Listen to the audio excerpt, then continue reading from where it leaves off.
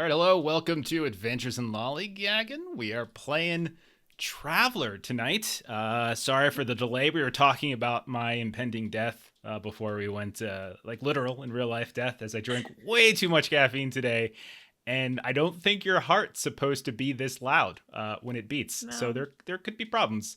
But yeah, we are playing our first proper session of Traveler. We did our character creation last week. Went through that whole process. It took, I think, like the whole weekend. I think it took 3 days. That's how long that session was. It was very, very long, and we still had a few things that we were scrambling to do, and just finished roughly 10 minutes ago. So we're a well-oiled machine. But yeah, we got some Traveler stuff going on. We're definitely committed to playing Deepnight Legacy. And if things go right, if the quote stars align, possibly even more of the Deepnight campaign stuff. So we'll see how that goes. Very excited to get started and butcher yet another rule set. So this could be great. It's gonna be great. First time playing. Did you ever when you used to like take tests and stuff in school, did you ever like cram and you're like, okay, I know this, and then the test comes and you look at the test and you're like, I don't know any of this. It just like a complete. That's how I feel with rules these days when it comes to learning them. I'm like, I read the book. I definitely read the book, but yeah. Anyway, especially with the whole like, we're on a VTT, I push the button to roll. I know. I know. It's like, yeah, we're pretty spoiled with Foundry. Like I have gotten to that point, and I almost feel guilty for this, but I'm more likely to pick games that actually have Foundry modules these days, just because it makes it like they're like a tiebreaker for me. But there's plenty of games that I love that I'll play even if they don't have it. Like we just finished up Ultraviolet Grasslands, and that doesn't have one, but it was so much fun. It was worth it. Yeah. So, let's see. Yeah, we're going to get started. We already have our characters. Why don't we go ahead and do a little introduction to them? First real introduction of characters. You can see the names and stuff on the overlay. So as we're going around, tell us about your character. Obviously, we'll get into more of them when we play, but like, you all know each other, and some of you have known each other, we've learned, for a very long time. And all of you have been working together recently, kind of on the fringes as this adventure, this scenario takes place in and around the Great Rift, which is a big old void of space. So, yeah, it's kind of like you guys are off and away from like sort of the central traffic of the Imperium, so to speak. And likely because there's some sort of criminal syndicate or something that I think we determined during character creation that have screwed up each of your lives in some way. I think it made Finley bankrupt, nearly killed Quincy and denied him his pension, sent Ashley to prison. And yeah. What did it do to you, Melissa?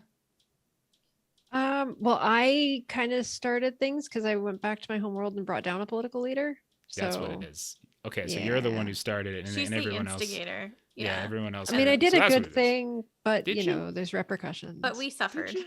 Okay. So why don't you tell us about your character, some basic details, whatever you want to share. You don't got to do everything. Whatever you feel like sharing. Maybe physically what they look like. We didn't really talk about that too much during character creation. And then tell us about connections, right? We talked a little bit about it. You don't got to go into too much detail, but just like a quick summary of like how you met somebody else in the group. So we'll go by the overlay, which means Ashley, you're up first. My favorite. So my character, her name is Wynn. She's 46, female human. She's pretty short. She's a short stack. So she's like 5'2". She's full of rage. And she flunked out of military school. But they still took me. So, that's cool. And then she retired from that and she became a citizen worker. So I like to think she just had like some sort of like assembly line job that she did for quite a few years before one day she was like taking night classes and she was just leaving class and she got framed for this. This is the story you tell. Yeah. And and then when went to prison. So did you end up I know you were looking at the Central Supply catalog for your blade. Did you end up going with that like badass looking? You Yeah. freaking cheater. So I like to think how Wynn Cheater. got her weapon was when the day I got released, someone else was getting brought in. And so like they didn't get caught with contraband. They just slipped it to me on, Just on here, the way take out. this gigantic static axe. Here, go ahead, Yeah. take it. Oh my god. Oh jeez. Okay. It wasn't 1,000 credits. So No. I mean, you're well within the rules. Don't get me wrong. As written. But Yeah. no, it's fine. No, it's all good. Other people might play it as I got a shank. Ashley plays Yeah. it as I got this really no, cool. I got this badass axe that has all this cool stuff. Well played, Win. It's well fine. played. It's fine. you know, It's fine. I'm just on the gonna way say in, Sometimes- we were like high-fiving as we just went, you know? Yeah. That's Sometimes what you're we in the thought right too, place. Australis. But then Ashley's like, well, technically, it just says played. And I It can do what I does. want with it. So here, let me, whatever. It's a good excited. balance because you were Right. in the wrong place at the wrong time and got sent to prison. And so then on the way out Yeah. of prison, you were at the right place at the right time and got a Yeah, cool weapon. you know? That's a good point. That means that there's somebody out there who wants it back because it has like Yeah. their engraved name on it or something, or their mother gave it to them or something. And They then thought, they're like- coming for you.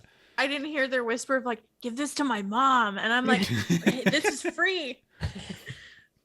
It's cursed. Have yeah. fun in prison. Yeah, it's cursed. Whoever gets it goes to prison for the rest of their lives. So it's just a matter of them catching up with you. Did you do your connections? Like, who did you pick your connections to? So my connections, I have one with Long and I have one with Melissa. Sure. So Melissa's, that was my night classes. That was a Uh, disaster. Yeah. Yeah. I was like learning like M Drive and so I was Okay. taking night classes. Like that's Engineering what I night was classes. Okay. Yeah. Okay. Fair enough. doing. And then there was something that she must have been investigating there or what have you. And then like this big explosion happened and like people died. It was awful. And I got framed and sent to jail. Mm-hmm.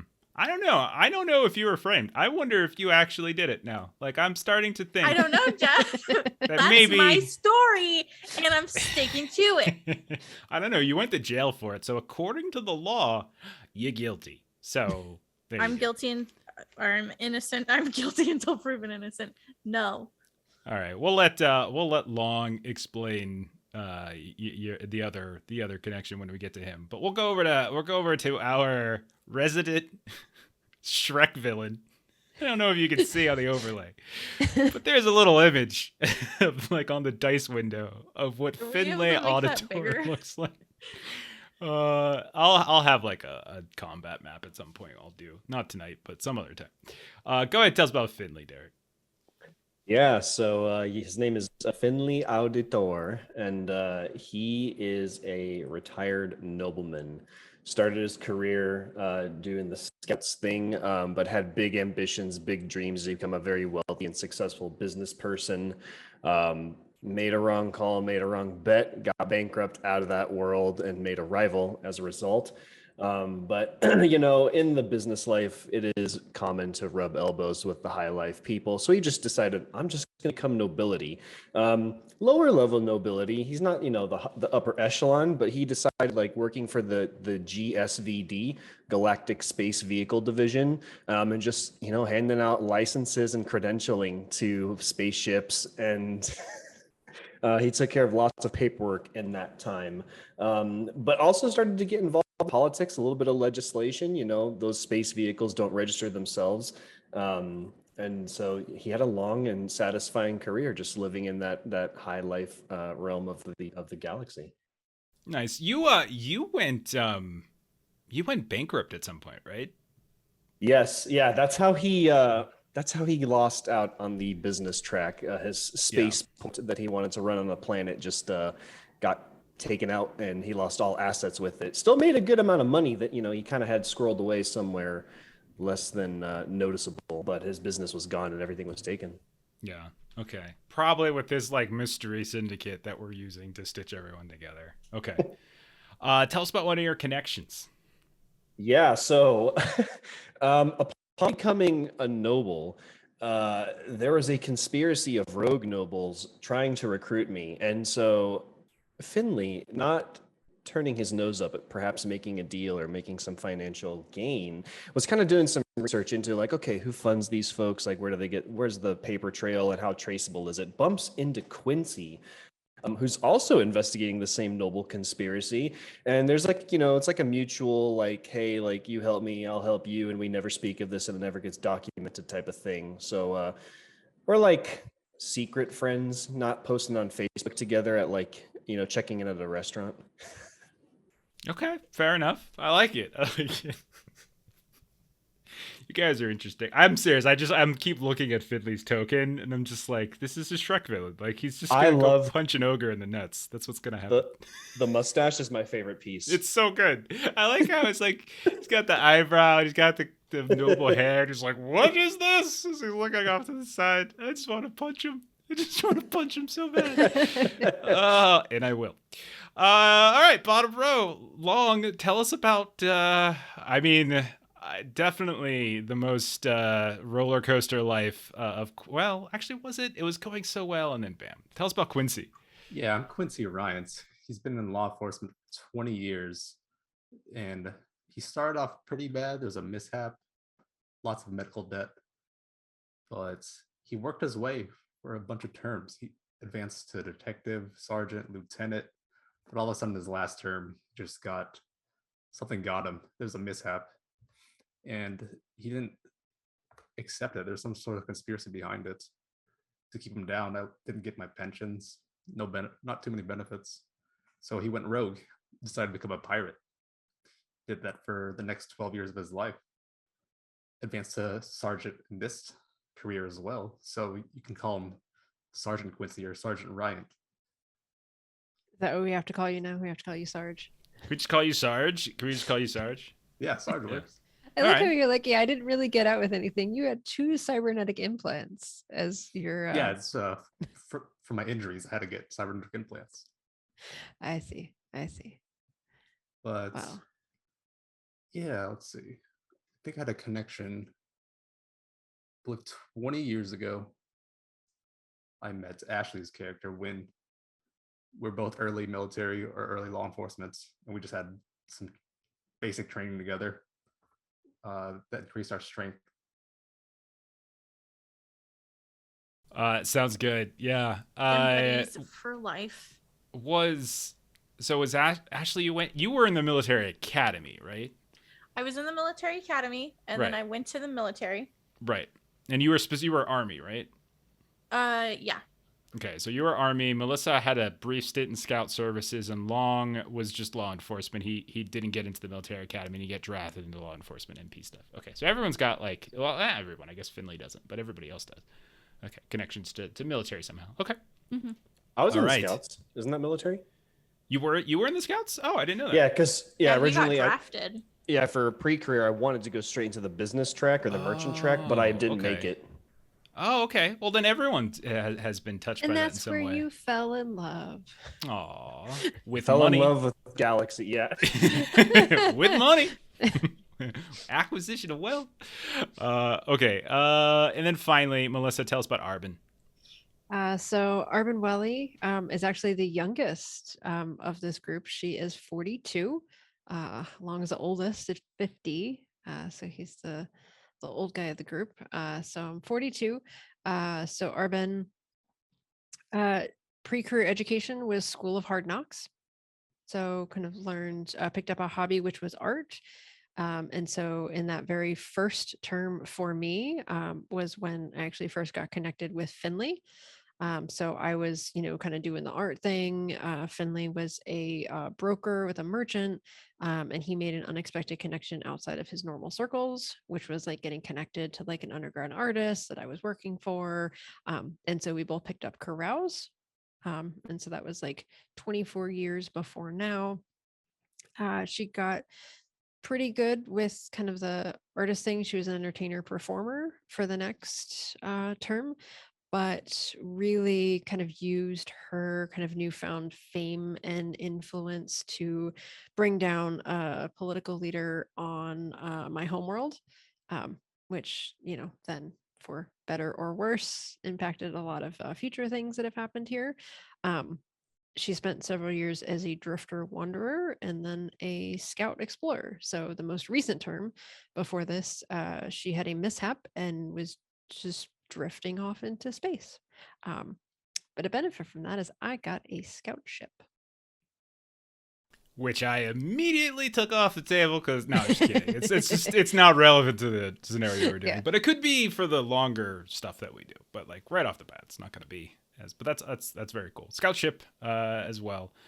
A bunch of you got ship shares too, which we will address should you survive this opening scenario, and we'll talk about how those could come into play if we decide that we want to go and kind of continue once the opening scenario is over. Drawing the yellow side. Yeah, that's what Arbyn was drawing all throughout her finger painting classes. Okay, I think we're ready to go. I mean, I'm not, but let's do it anyway. So, okay, I gave you all sort of the four of you a brief kind of sort of general understanding of how this is going to work out. But essentially, all of you have been working together for a while. You've known each other. You go back a long ways, and likely you've all been connected somehow by this criminal syndicate that has just annoyed you, screwed over your life in one way or the other, caused some trouble, etc. Some of you might just be hiding from them. Some of you might be actively trying to take them down in some way. But, however you want to take a look at it. But all of you, to one degree or another, have... let's see. What do I want to do for sound? I'm going to get a little music going here. So... for one reason or another, you have found yourselves up towards the E01 sector, which is subsector, I should say, like the corridor side. You guys aren't as familiar with the Traveler map, but those out there might be a little bit more familiar if you're listening or watching. But essentially, you are on the edge of the Great Rift, and the Great Rift, as I've mentioned before, is like this fairly large. Sort of section of space that it's got low density in terms of like stars and systems, etc. And so it's like it's void basically. And although there are scatterings of maybe planets and stars here and there, it doesn't have, again, the kind of density of like some of the more populated sections of charted space. And some people they do jumps across. They try to find these little corridors to kind of move across here and there. And you all have been working out here, partly because it's just, again, it's not the main thoroughfare, and so it's easier to kind of sort of lay low and keep a low profile. So we don't have to get into the specifics of what you've been doing, but likely it's been maybe ferrying people from like the corridor section back to the the main section of space, or running little supply runs for some of the military and scout bases that are along the edge of the Great Rift, something like that. Now, it's a fairly lonesome and empty place, and so the journeys are kind of long as well if you're crossing the rift itself. Now, local authorities, very recently, and this is all just sort of preamble before we jump into the first scene, but local authorities have decided that, have discovered that they basically need someone to crew a rift hauler. So there's this whole like kind of flotilla of rift haulers that are used by certain companies and certain military branches to kind of run supplies to different outposts that they have within the Great Rift. And from what you were told, there was one such rift hauler that they sent out to a specific outpost in the middle of the Great Rift that hasn't returned. They're 6 weeks overdue. And there's a lot of reasons why that could be. Could have been a missed jump that happens more regularly than not in the Great Rift. Could have been a malfunction, which could basically leave them stranded, theft, something like that. But bottom line is that there is an outpost that needs resupply, and it's a priority. And they have a ship ready to go. They just needed somebody to crew it, because trying to get together crew is not always the easiest thing in this part of the charted space. And so they started going through. Maybe you guys just happened to be like at the Gisak Naval Base or something like that, and going through files of the people that are wandering about. And lo and behold, there's a crew of a ship, 2 of whom have scout services experience, one of whom was in law enforcement for like 20 years almost. Another one has military experience in the Army, and who better to coerce into this gig than the 4 of you? Not only that, but there's piloting experience, Turns out Quincy has a decent amount of piloting experience, and Finley knows a little astrogation. And even Wynn has some engineering experience. And so all of you actually seem fairly capable of doing this. You're going to get paid. And you do also get the sense that there is a not so subtle threat that your ship mortgage might get bought out from underneath you should you not comply with the demands. With if you decide that you don't want to do what you're supposed to do, if you don't want to head out and make this delivery, that kind of thing.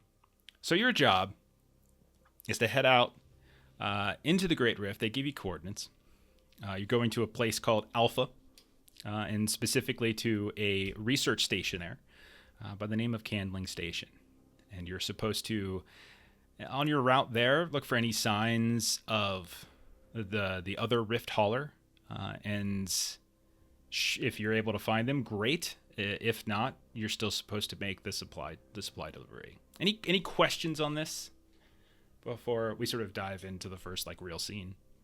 This ship mortgage just got me thinking back to slug burns, paying off our debt. Slug burn pest control. Oh yeah. Yes. Slug burn pest control. Oh, that's good times. Sorry, Electric Bashland games. Okay. Any questions?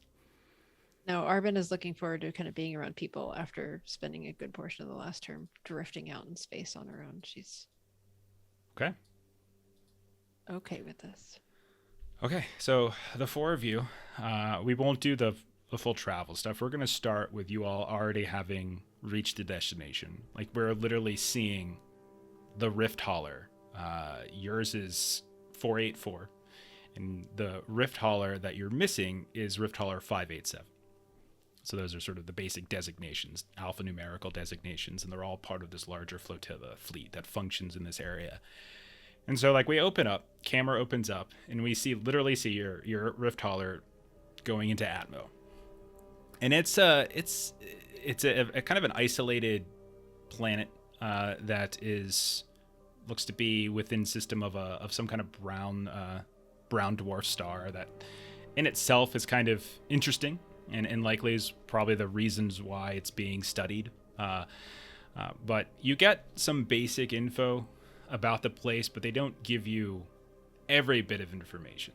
The way it works is that some of these locations in the Great Rift are intentionally kept off, charts, commercial charts, unless you have a high enough kind of pay grade or if you're wanting to know. So likely this is sort of a stopover place. But from what you know, it's mainly science. It's mainly a group of researchers that are studying this brown dwarf, but that it's also under the auspices of the Imperial Navy, and so it is a naval installation. Usually has a crew of somewhere between 10 and 14 people at any given time. And sometimes there could be a little bit more because sometimes there are these ships that'll stop by just for a brief bit of shore leave. Now the planet itself it's uninhabited as far as any reports suggest. Maybe some basic flora and insects and things like that, but nothing, there's no sentient species or anything like that around. So we watch your ship just sort of dipping down into this atmosphere, right? The readings you're getting correspond with the details you have, and that it has atmosphere. So there actually is atmosphere. It's very thin, but the station itself has been built into a deep valley that cuts through a portion of the planet, and it looks like there's thicker bits of atmosphere in some of those valleys and craters around the planet, and that's why they likely built Kaling Station here, which isn't to say that you're not able to walk around, without vac suits and things like that. So as you're kind of journeying down, Quincy, you would probably be piloting, right? Is that correct? Yeah, I think I'm the best piloter. Yeah, so you've kind of taken the helm, taken the piloting station. Finley, your work is mostly done at this point. You had to plot the jumps and things. When you're probably keeping an eye on various engine systems, and Arbyn, you're probably, I don't know, what would Arbyn be doing as in this long entry sequence? Well, Arbyn and Finley might have been working astrogation together. Okay. That's something that would have been done prior. Actually going into atmosphere is probably not something you have to worry about. Hagar the Horrible, thank you so much. Threw out some bits for us. Yeah. I think we're going to do bits. If you want to help the players, 100 bits. We'll give them a boon die, and we'll like kind of build that up. And if you want to cause a little trouble, do a complication die for 300 bits. And you can just let us know which one. Okay, but eventually you start making the descent. Just for funsies, Quincy, go ahead and roll a routine piloting test. Should I just do like a spacecraft here? Yeah, you got your. I think you got your what, a spaceship? Is that what you have? Yeah, it's a sub skill within pilot. Yeah, just go ahead and roll a check. It's our first roll. Don't crash us. There we go. Yeah. Oh yeah, it's no problem. It's it's a smooth, pretty routine. Nothing special about it. The atmosphere, from what you can tell, is fairly thin. There's some kind of crosswinds here and there as you get closer and you start to dip down into the valley itself. But overall, it's not that difficult. Eventually, you kind of work your way down, and you find like this very well lit designation, like landing field designation, off to, we'll say, the east of Kaling Station itself. There's really huge, leveled, blocky ground that's probably big enough for a couple of these haulers. You all notice as you right away as you're coming down that you're getting a transponder ping, automated, right? So you're getting this automated ping coming up from that landing site that you're now pushing when you're putting down your own ship on. And the automated transponder is for a very familiar Rift hauler, and it's very much specifically Rift hauler 587, the missing transport ship. The ship that was supposed to supply this particular station. It is here, and it seems to be responding as normal automatic transponders would. You're able, with that roll, Quincy, to set her down nice and simple and easy. You don't leave any divots or anything behind, and you guys have landed. What do you want to do? Looks like we have a reading. Should suit up and check it out. Absolutely. It's going to be the easiest job ever. We got here, we found it, we go back. Why do you have to give us bad luck? Just please let us get this done. You just hear clangs as like the wind's just beating something up down there. Hey! And her head like peeks around the corner. Why'd we stop? Because we're here, you dolt. I'm not a horse. What are you talking about? Never mind. Just suit up. We have to. There's things we must check Finley, you got funny words, Finley. Yes, and I'm sure you have all of 5 words in your vocabulary. Unfortunately, your name is one of them. Can we just go finish this job and see what there is to see? I feel like Arbyn has been dealing with Finley's like negativity though, like plotting the astrogation over. It's like, let's get some space between us. He's just like double checking your work. Like, are you sure you calculated the right trajectory? This is a logarithmic function. I'm done with you for now. And then the guns are drawn. Roll for initiative. Okay. So you guys are just getting off. You've landed. Everything's fine. No issues. You've landed. You do have a transponder ping coming back to you from the other Rift hauler, which is on the same landing field you are. You haven't gotten any communication from the station itself. No one's reached out to you. I imagine you're probably on the way down at some point. We're kind of pinging down to them, just sort of shouting out to them. Nothing's responding. The only signal you're getting is that automated response from the other Rift hauler. So you get down, you land. It's atmosphere. You can breathe. Especially down here in the valley, shouldn't have any problems whatsoever. And you were probably briefed on the atmosphere, so you could have adjusted like your atmospheric settings to help acclimatize yourself to the thinner environment. So no one should have any need for like breathers and things like that. So go ahead and so you get off, and as you do, you kind of take a look around. First of all, it's a fairly sort of dim, cold planet itself. So you can kind of feel immediately as you get down here, like through the bits of your suit. Those of you, I mean, what all of you wearing actually? Like I know when you've got like cloth armor or something like that, right? So you're wearing I something also to have- get it. Also, Yeah. Okay. Same. Yeah. Quincy, you're Cloth going armor. out. Are you going out in full astronaut vac suit thingy? Oh yeah, that's how I You always are. go.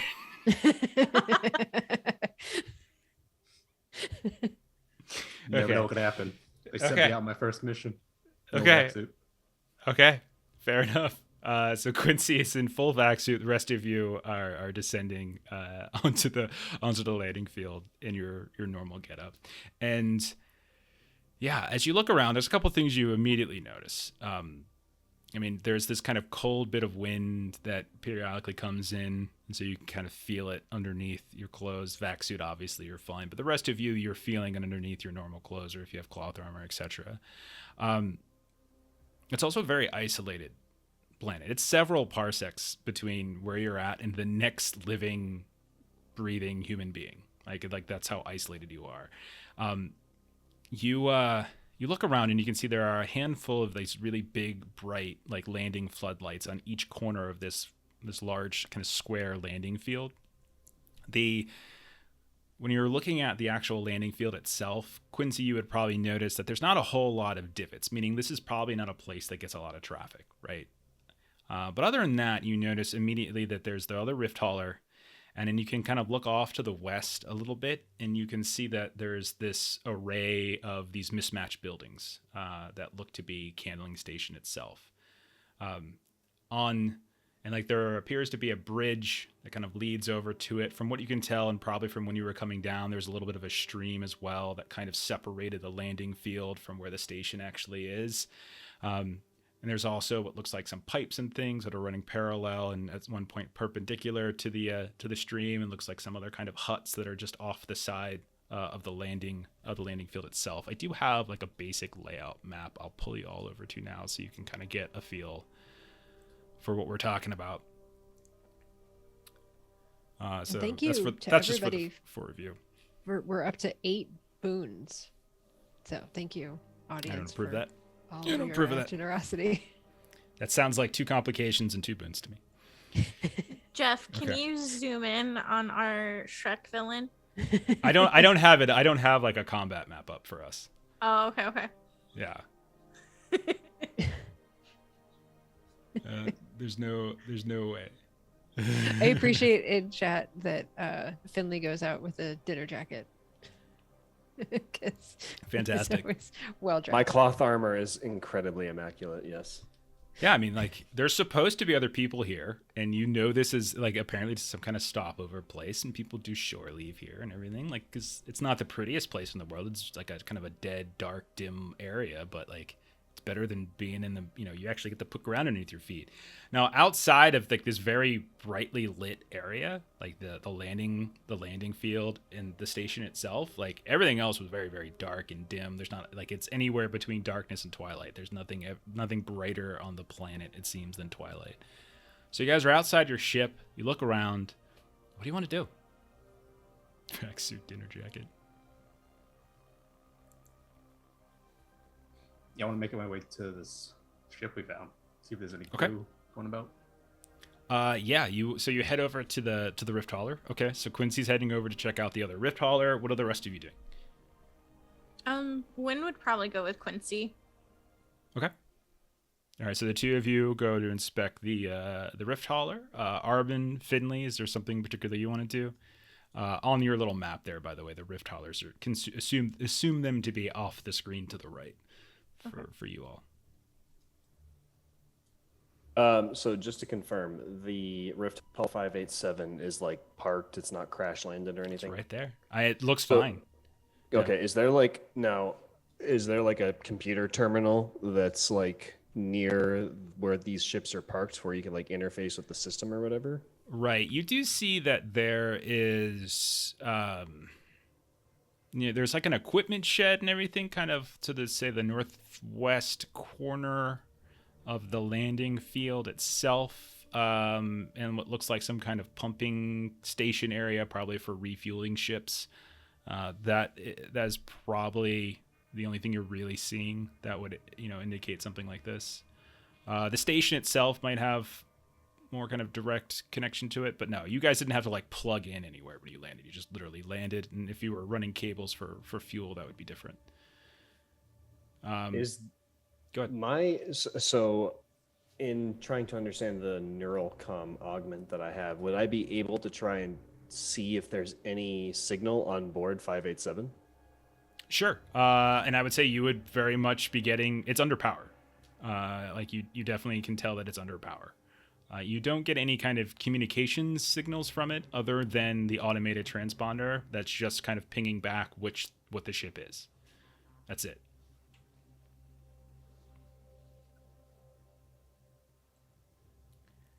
Hey, Adam. I know you can't hear me, but I'm going to still say hi to you anyway. And thank you for those bits. Good luck in your meeting. Arbyn just kind of wants to take a sweep of the area. So just kind of, it looks like there's a kind of crossing over this little creek to the south. Sure. So Arbyn just kind of wants to go in that direction and just, kind of make her way around. Okay. All right. So Arbyn, you go ahead and kind of move off to the southwest, take a look at the bridge where the, kind of crosses over the stream. I've got Wynn and Quincy that are inspecting the rift hauler, and Finley too, to a degree. So let's start with the three of you then. Everything appears intact. You do a quick sweep around the ship, okay? And everything looks to be fine. There doesn't seem to be any damage, like outside of just normal wear and tear. There's no signs of any kind of weapons fire, weapons damage, etc. Nothing like that. But you do notice that the ship does appear in sort of a lockdown state, and when you, Quincy, approach the airlock, it doesn't respond in any way.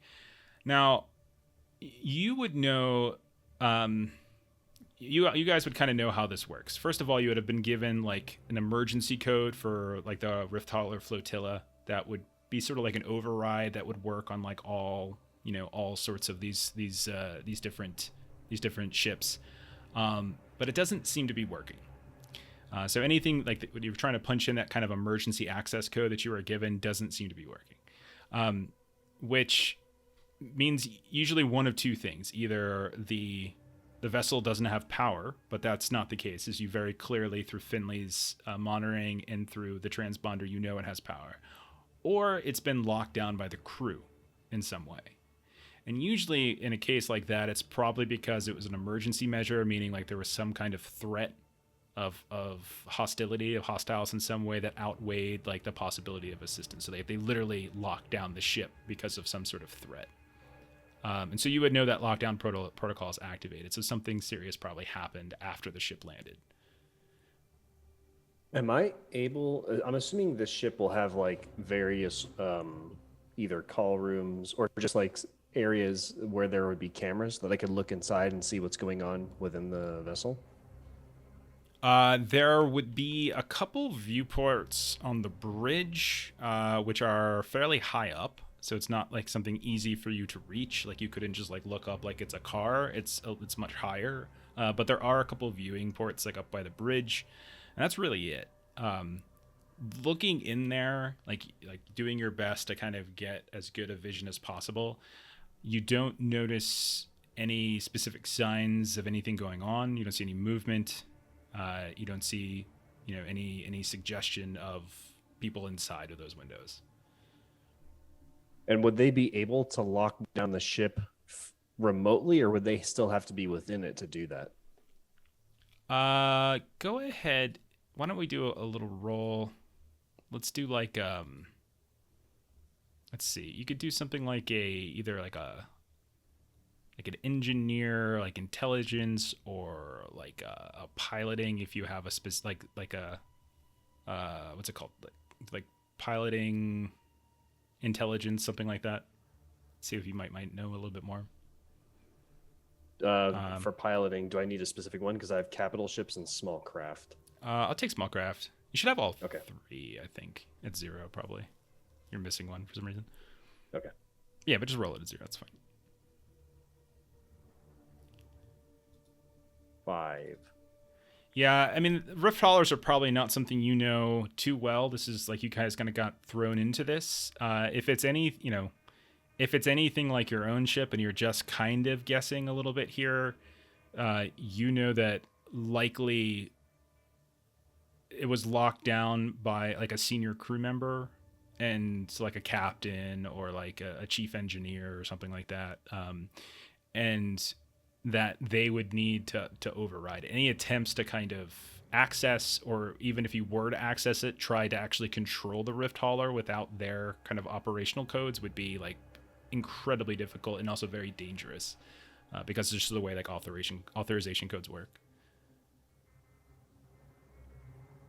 So likely you would like the easiest way to do this would be find like a senior officer or something like that who actually has access to the ship, and they could like halt the lockdown.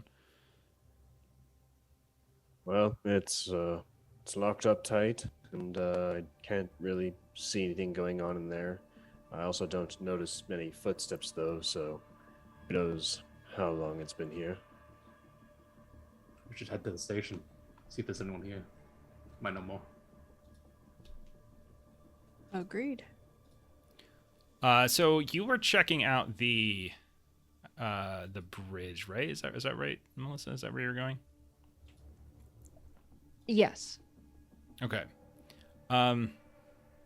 Yeah, so you can see as you're kind of hanging out by the stream, like the stream itself it looks fairly shallow. Like it may be like a foot or two deep at most, but it's also very cold. You can see there's like chunks of ice floating in it here and there. The metal bridge is probably wide enough for like an ATV or another large vehicle, but probably nothing too heavy. You can definitely tell what looks like there's like little bits there's like a buildup of frost and ice here and there. So it might be a little slippery kind of going across. So as long as anyone's not trying to run across or anything like that, you're probably fine. There's no real issues here and there. You do notice that kind of upstream, like as you kind of peer off to the north a bit, you guys are all within like this really bright bubble because all the floodlights are around. There is there like a series of tanks towards the north a bit. I can kind of ping it a little bit, but it's far to the north. But you can see that's likely some kind of like monitoring station for water, that kind of thing. Likely the station is using the water here to help sort of help the station function. Go ahead, if you would like. Go ahead and roll. Let's see. I'm trying to get you. Now I have to get used to a whole new list of skills. Of like 70 skills, yeah. Yeah, and there's a lot of them. Yeah. I want basically this is something for like awareness or like recon or something like that. What do I have? I have Investigation. Oh, I have recon. I do have recon. I'll take that. Yeah, that's fine. Until we get used to it, we're just gonna kind of go with it. My first roll. That's a 10. You are standing across the bridge. Now, there are several like these tall floodlights that are lighting up the landing area, but there's also a bunch of them over in the station itself. They're very tall. They're almost as tall as the buildings. Most of the buildings are single story. You do see there is one 2-story building in the center. You would probably guess that's like mission control, mission center type of thing. But one of the things you notice about the lights here is that they're all inward. So it creates this like really extraordinarily bright bubble to where it's not difficult to see anything within the encampment. Like you can see all the buildings just fine. I mean, like there's some dark corners here and there, but like where the floodlights don't necessarily hit. But if you try to look like outside in the distance down the valley to the valley side, there's these like old, extinct volcanoes on the ridge and stuff up a little higher. Like it's so like you can't really see. It's like it has this weird feeling, but it's also a planet that has no inhabitants, so it doesn't really make a whole lot of sense. But it does give kind of this eerie feeling. But as you're looking, you do notice that off to the southwest, across the bridge a ways, you do notice that there is a building that looks like it's like the only thing you can see that's suffered any kind of damage, at least from this distance. It has what you would guess with a 10 effect 2. Looks like some burn damage.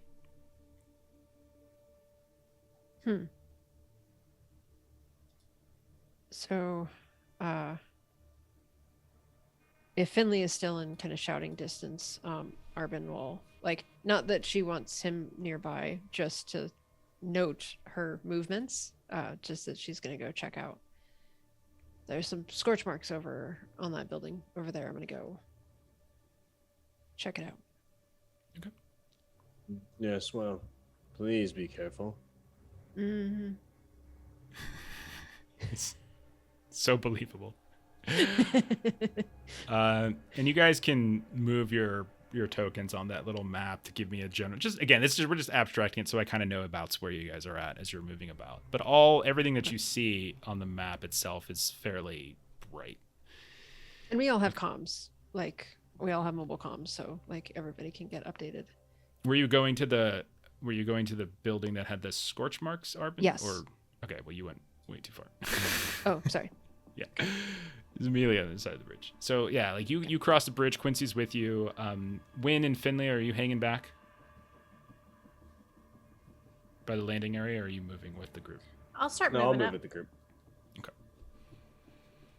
Okay, so Arbyn, you get up to the to this hut. You notice that like it's definitely suffered like little. You can see like around some of the windows and things like kind of coming up from inside. Like you can see there's some scorch marks. You get the sense that it's likely was like more of an internal fire that managed to sort of kind of sneak out the windows and here and there, and that's why like you were able to catch it with such a high level. When you get to the door, like it's you can tell that it's definitely accessible. Like it's suffered some damage here and there, but the door is like on the northwestern side of the hut. But the door isn't wide open. You can tell that it's been closed, but when you come up to it, you can tell that like the systems aren't connecting, so like the door isn't like locked tightly shut or anything like that. Mm-hmm. I'm just gonna put my hand on the door just to make sure that it's not like still warm. No, like kind of no. test the temperature of the door. Yeah, you don't test anything. You don't feel any kind of heat or anything. Okay. Can I just try to kind of brute force it open? Yeah. You just kind of lower a shoulder and maybe Quincy gives you a hand and you're able to just sort of push the door open itself. And it does, normally it would, but you're able to get it open pretty easily. But yeah, when you move inside, you can tell immediately this is some kind of probably like an accommodation hut. Like this is probably a place where people lived. It looks like the general layout as you're kind of peeking around, there's like this central corridor that connects two different sides of the hut, each of which has like a couple of different like bedrooms, essentially cabins, and then there's like a central common living area. But yeah, when you're moving around inside, the evidence of the fire is far more extensive, and you just see kind of scorched walls, scorched furniture, basically all over. If anybody wants to do like some kind of investigation test or something like that, or if you have anything you want to try to do, you're welcome to do so. But otherwise, it just looks like some horrible fire just sort of swept through here. Arbyn will wave over Quincy to say, "Hey, Sarge, I think this is up your alley." Yeah, I've done a bit of a fire investigations for arsonists. Maybe I'll do investigation here. Yeah, investigation would be fine. A 9. Sure. Okay, so you basically pick up on a few things. One, you don't notice the signs of any bodies like that. You don't see any sort of scorched remains of bodies. So no one, it seems, was, there's no bodies left over. If there were, they've been removed. But you can probably conclude that it was likely some kind of either malfunction or jury-rigging, sabotaging of like the fire suppression system. You would know that there should be an automated fire suppression, right? Like stuff should, like sprinklers and things, or whatever they're using, foam, something like that, should have gone in. And it either failed or was intentionally turned off. You're not exactly sure. And that allowed the fire to just get blazingly hot and just sort of burn through here. With an effect of 1, give you something else too. Basically, you notice that there's there's two spots that look like ignition points. If you have experience like searching for like doing investigations in arson, you can probably tell that there's like some ignition points. Now you have your vac suit on, so you don't have full access to all your senses, so you can't like sniff or anything, but you would guess that there's like this what looks like a section of the hut that likely had maybe some accelerant sort of doused around it, and that likely was one of the points. Seems like the fire was intentional, but looks like no one's been harmed. Are there any, like, I guess, images, like, written out anywhere in, like, the charcoal, or, yeah, I guess, like, the burn remains, or anything legible? Like messages on walls? No, you don't see anything like that. Right. Abigail, right, is gone to sea or something like that. No, you don't see any messages on the walls. I mean, you can see probably what looks like, basic, like the emergency evacuation system or something like that, but nothing that would have been paper likely survived. It's likely just, it's just whatever of the least flammable personal effects of whoever lived here likely are still in some decent order, but nothing here seems majorly salvageable. Arbyn would want to try to, and maybe this is kind of duplicating what Finley did, but try to go over to like the beds and like flip them up and see if there was anything like hidden under the beds or anything that could give us some kind of clue if these were like who was using these quarters. Sure, yeah, go ahead. And yeah, if you like, I guess you don't really have to roll if you're just gonna do it. That's fine. Okay. I'll say if you start flipping through some of the cabins, you probably find like the half burnt residue of what likely is sort of naval personnel gear, like standard issue stuff, uniforms, things like that. So it's possible there might have been one or two of the naval personnel that were here. You do know that there was a mixture, that there was both science, like science researchers and like actual naval personnel, and like there was an intermixing. So I'll say this, that you can probably tell that one or two of these cabins looks relatively unused. Like there's like no one has packed their personal things. Like you didn't see any stockpiling of kind of burnt equipment or anything like that. So it could be like either no one stayed there, or maybe certain people were like coupling up in some of the cabins, that kind of thing. So,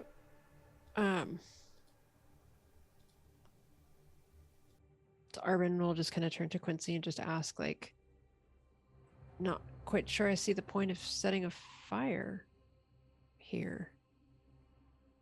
I can tell so far. We'll have to look into it further. People are generally just very emotional creatures. Could have just been an argument. Someone didn't like that they lost, and so they just burned the place down.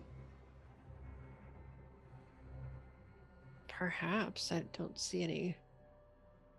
We didn't see any blood or anything like that in between scorch marks or anything to suggest like a fight or. This has been pretty thoroughly burnt. Burned. All right. You don't really see anything that specific, and again, you haven't noticed any bodies. Right. All right. On to the next building, I suppose. Okay. So you like as you kind of step out, you look around, you notice that there's like another one of these similarly shaped kind of rectangular buildings. They have kind of like it's more like a concrete exterior. It kind of looks like the actual construction material looks a lot like the very earth you're walking on. So it looks like they were probably like reusing some of the materials like on planet to help build these things. They're not the most attractive looking buildings in the world, but you get the sense that they're sort of environmentally friendly in that regard. Near where you're at, you notice that there is an ATV kind of off to the west of this hut that you're in. What looks like a couple of you decided to go over towards. There is a 2-story building that looks to be just kind of to the northwest of this hut, and then like kind of directly north along the side of the stream, because the stream runs south to north. you notice another one of these, what you think is probably an accommodation hut. Aaron Upchurch, what's going on, man?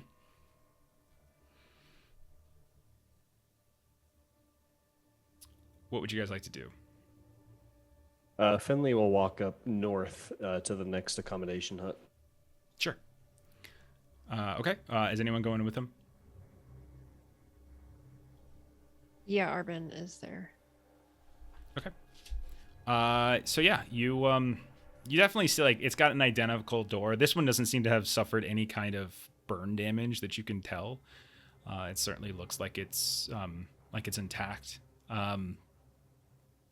Yeah, you certainly seem. It certainly seems like you could probably kind of force your way in, open it up. Doesn't look to be locked. Like as you kind of mess with the door a bit here and there. These don't have like doorbells or anything. They do not have doorbells now. It's like a dorm suite, you know. If you think about it, you got the central living area with some storage and stuff, and then you have like on the wings, you have like the living cabins. Finley will turn to Arbyn and say, "Only a planet so uncivilized just doesn't have a doorbell when you have neighboring accommodations. I can't be bothered to do something so barbaric as breaking down a door. Would you please break this door down for I me?" would not want you to, muss your suit there by, doing anything like knocking a door down. So, by all means, get out of my way. Thank you. I appreciate you. You're wonderful. Oh, Aaron, thank you so much. Far too kind, my friend. Oh, jeez. Okay. Sure. Like, as you go up to force it open, yeah, you realize it doesn't really take that effort at all. It seems to actually open just fine.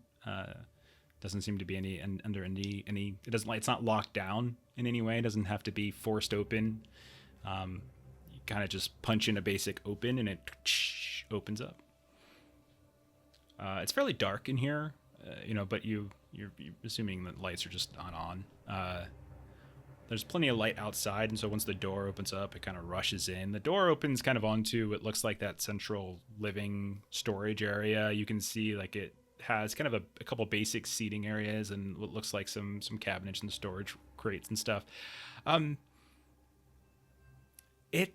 As you walk in, you notice that this place looks just absolutely trashed, like utterly like kind of ransacked. Every like foot locker, every storage crate, everything's been sort of ripped open, kind of spilt over onto the side. It looks like the the countertop has been kind of gone through here and there, but it opens up onto an utter mess. Like stuff is everywhere. So Arbyn's going to turn to Finley and just say, "Now, you're going to need to watch your step here." I'm starting to get quite a unpleasant feeling from this place. This screams pirates or some other nefarious type who burns down one hut and ransacks another. Clearly, there's a devious sort that have been through this place. And Finley will put his hand inside of his jacket pocket and just kind of be like, I am on guard. And What's Arbyn inside of your jacket pocket? He's got that pen? the bone pistol. Okay, he's got a pistol. A pen. A pen. Like, I will write a check to ensure my safety. I am writing them to the HOA. This is clearly not up to standard. Now, pirates. I know you want riffraff and such. I will write you a very large check if you leave me out of it. Okay. So I'm sorry, Arbyn. You were going to say something. No, just going inside and kind of poking around. She'll just kind of on the mobile comms, just kind of message over to Quincy and Wynn and just let them know. No fire here. Seems to be a bit trash though. Wynn just kind of like Hey, waved Bert. you off, like, yeah, we're looking at this stuff over here. That's a fair point. It wouldn't be a check. It would be something else. Get out your I don't know what the hell they use. I don't know all the tech yet. I haven't fully read the supply stuff yet. Okay. So I'm sorry, Ashley. Where are you? Did you come inside? No, I'm over by the ATV. Okay. Quincy, are you there too? Yeah, I'm with her. All right, so let's cut over to you two for a second. So, yeah, you check out the ATV. It appears intact. Again, you don't see any major damage. Some wear and tear, obviously, but pretty standard stuff. Like nothing particularly noticeable. It does seem to be connected to some power feeds, so you can see some cables are running from the center to the north of the sort of 2-story building above you, or excuse me, above you on the map. I'm sorry, to the north. So they seem to be connected.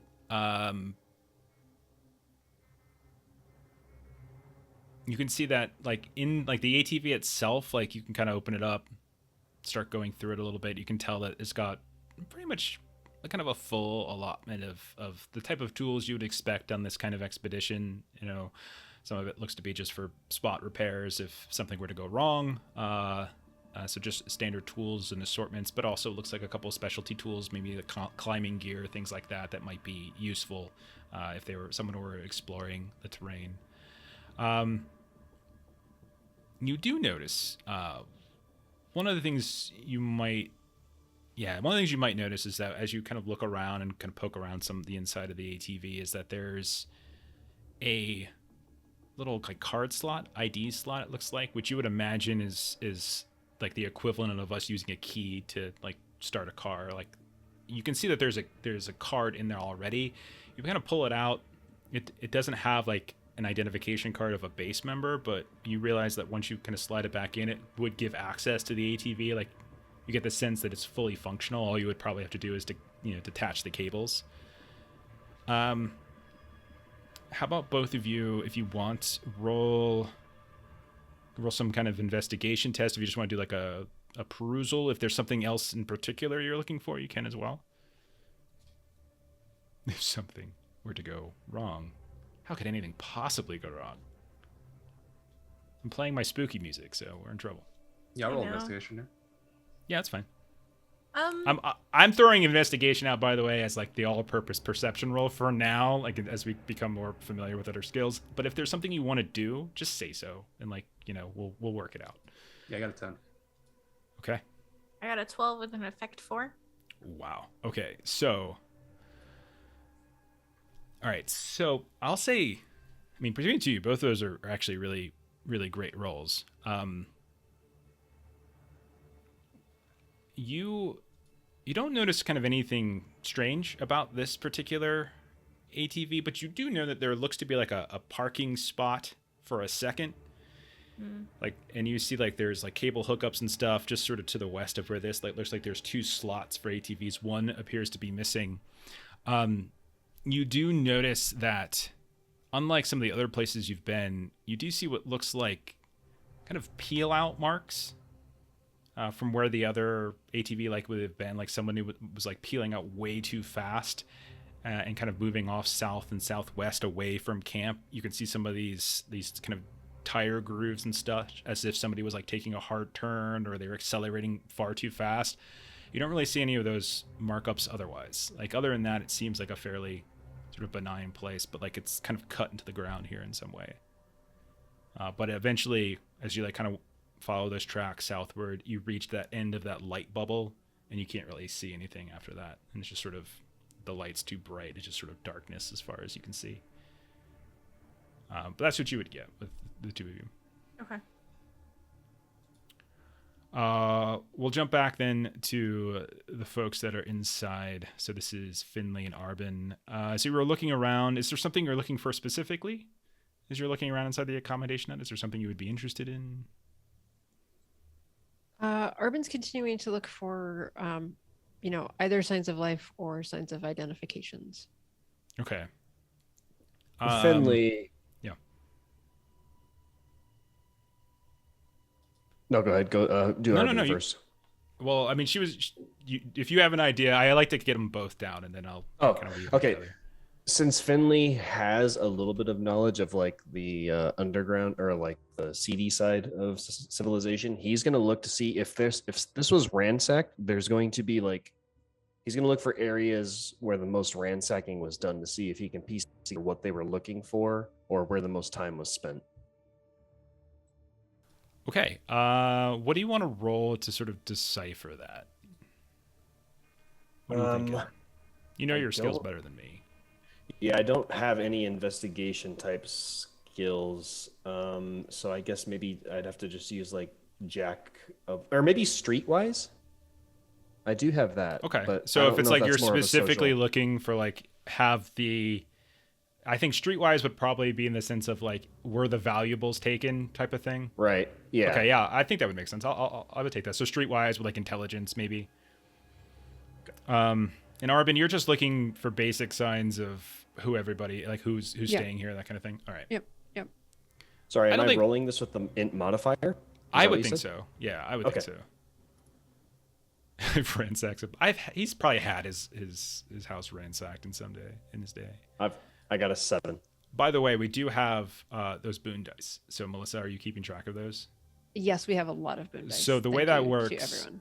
the way that works is if you want it, say so ahead of the roll, and what that means is you can roll boon on your roll, which is rolling 3d6s and dropping the lowest. So I should have mentioned that before, but if you wanted to burn one, you can burn one now. That's fine. I'll burn one. I'll roll one more d6. Yeah, just roll a d6, and if it's better than the 2 you rolled, that's fine. It is better than the 2, so I got a 3 and a 2. For a So I total, got an 8 now. Okay, 8 is a pass, so you're good. Yay.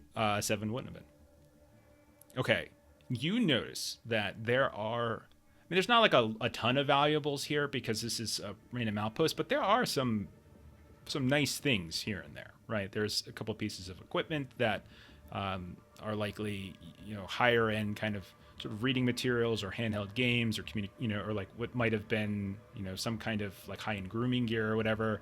Other cases, it just might be sort of personal, personal knickknacks, things like that, jewelry, that kind of stuff. None of that's been taken. It's all been kind of thrown to the ground here and there.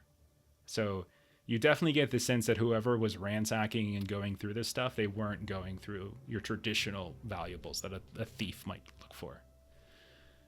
Arbyn, you do find what basically looks like a handful of names here and there. It looks like you have a combination of some that are likely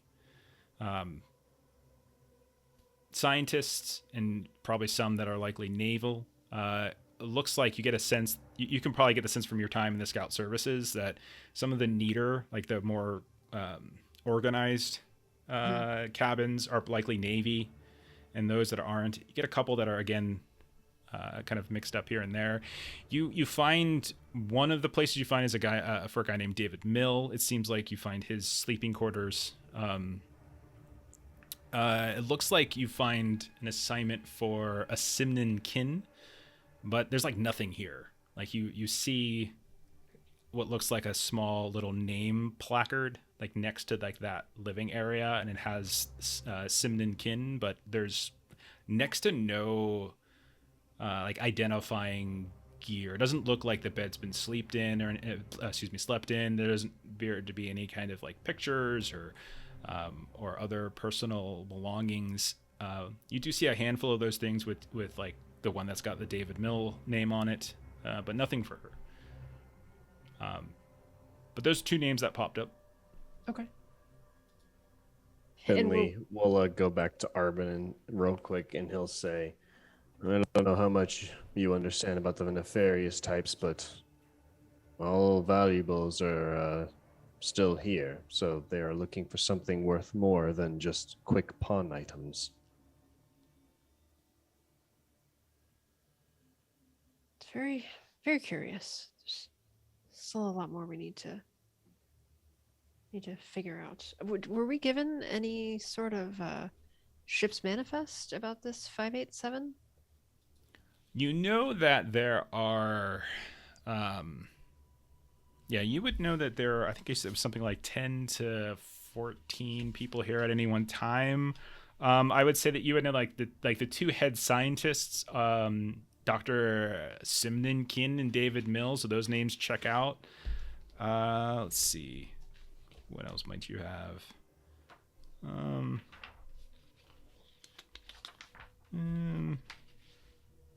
Sorry, just looking for a couple names. Give me one sec. I'm enjoying the Talk amongst fleshing out yourselves. of Finley's character. Don't you just want to punch him even more now? That like drawling, bored voice. He would have definitely been in Slytherin.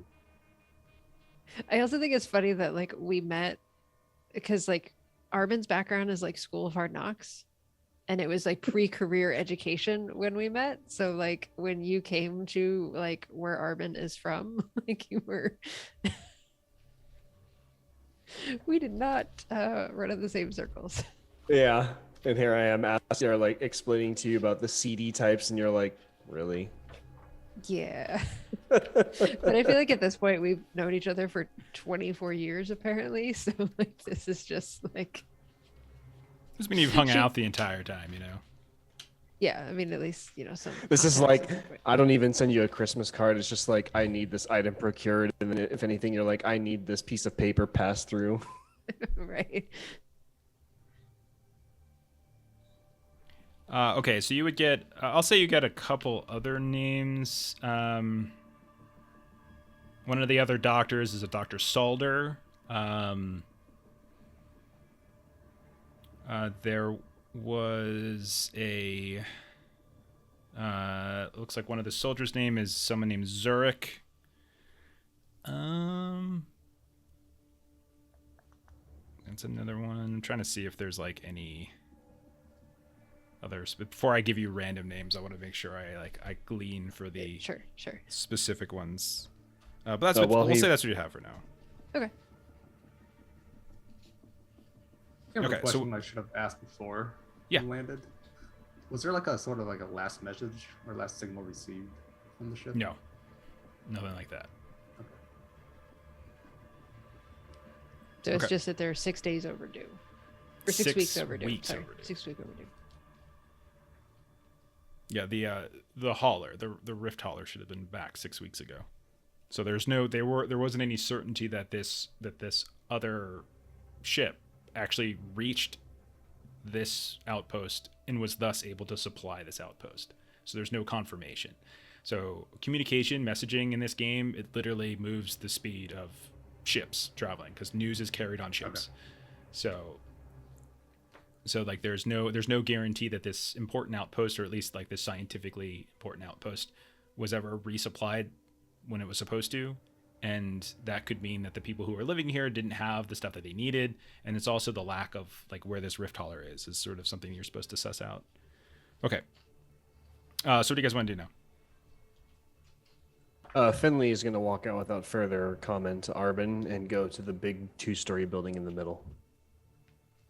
Okay. And When Arbyn's like Quincy? running through the names, like in this name and this name and this name, and just turns around and it's like, this is feeling like Delta Green. Like Melissa turns around, Derek's character's gone. Yeah, classic. Yeah. It's just Derek. Yeah, this is what it is. I have ADHD. I've got the attention span of a goldfish.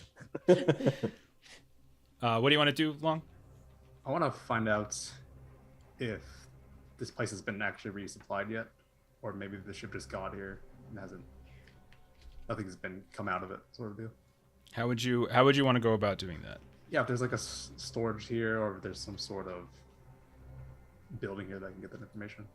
Yeah, I mean that would be. I mean, like you would probably surmise that center 2-story building, which is like the only 2-story building, is probably like a mission control type of thing. Like that's probably the place where that might have the most access to systems and things. There's plenty of other buildings too. One of them might be storage. There might be storage everywhere. So this is as good a place as any potentially to find some kind of information.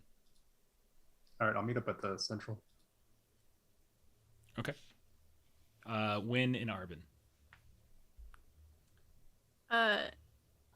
As Quincy starts walking towards the middle building, Win will be like, all right, Sarge, I'm just gonna check out this building over here, and she's gonna go to this far one.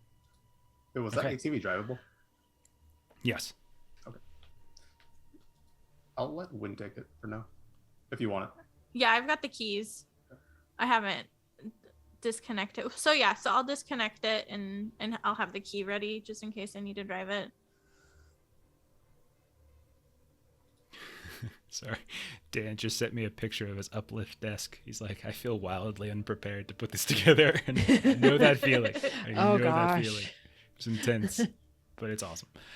Okay, so like it's just a key card that goes in, and you get the sense that it's likely they leave it there intentionally because it is just there's no one here, like there's no threat of theft, so they probably just leave it there. And like you're not gonna literally drive the ATV around from like one building to next. That's like driving a golf cart from your bedroom to your kitchen. Yeah. But you head over towards the hut to the southwest. Finley and Quincy are the central building, and Arbyn, where are you headed? Arbyn will meander over to where Win is. Okay.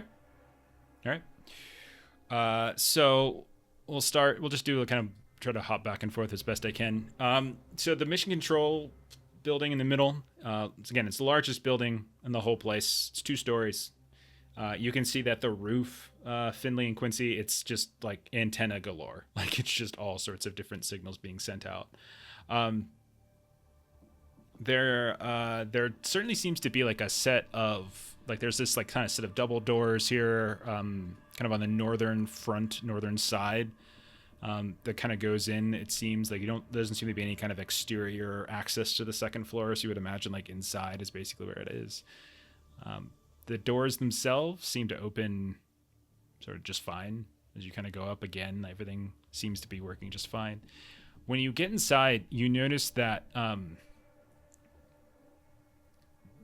basically similar to the other building, Finley, definitely looks like stuff was ransacked a bit. Like almost every movable thing that you can see when you immediately come in has been pushed over.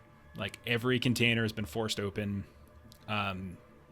You can see that there's like here on the ground floor, there kind of appears to be a couple different subsections, different rooms. There's like what looks like a kind of a storage area. There's what looks like a galley and a mess hall. There's what looks like a set of stairs that go up. But from what you can tell, just stepping in here as the kind of lights kind of flicker on, and there's a little bit of darkness, but then it kind of flickers on and everything's okay. Everything just looks absolutely devoid of organization. Stuff is just thrown all over the place.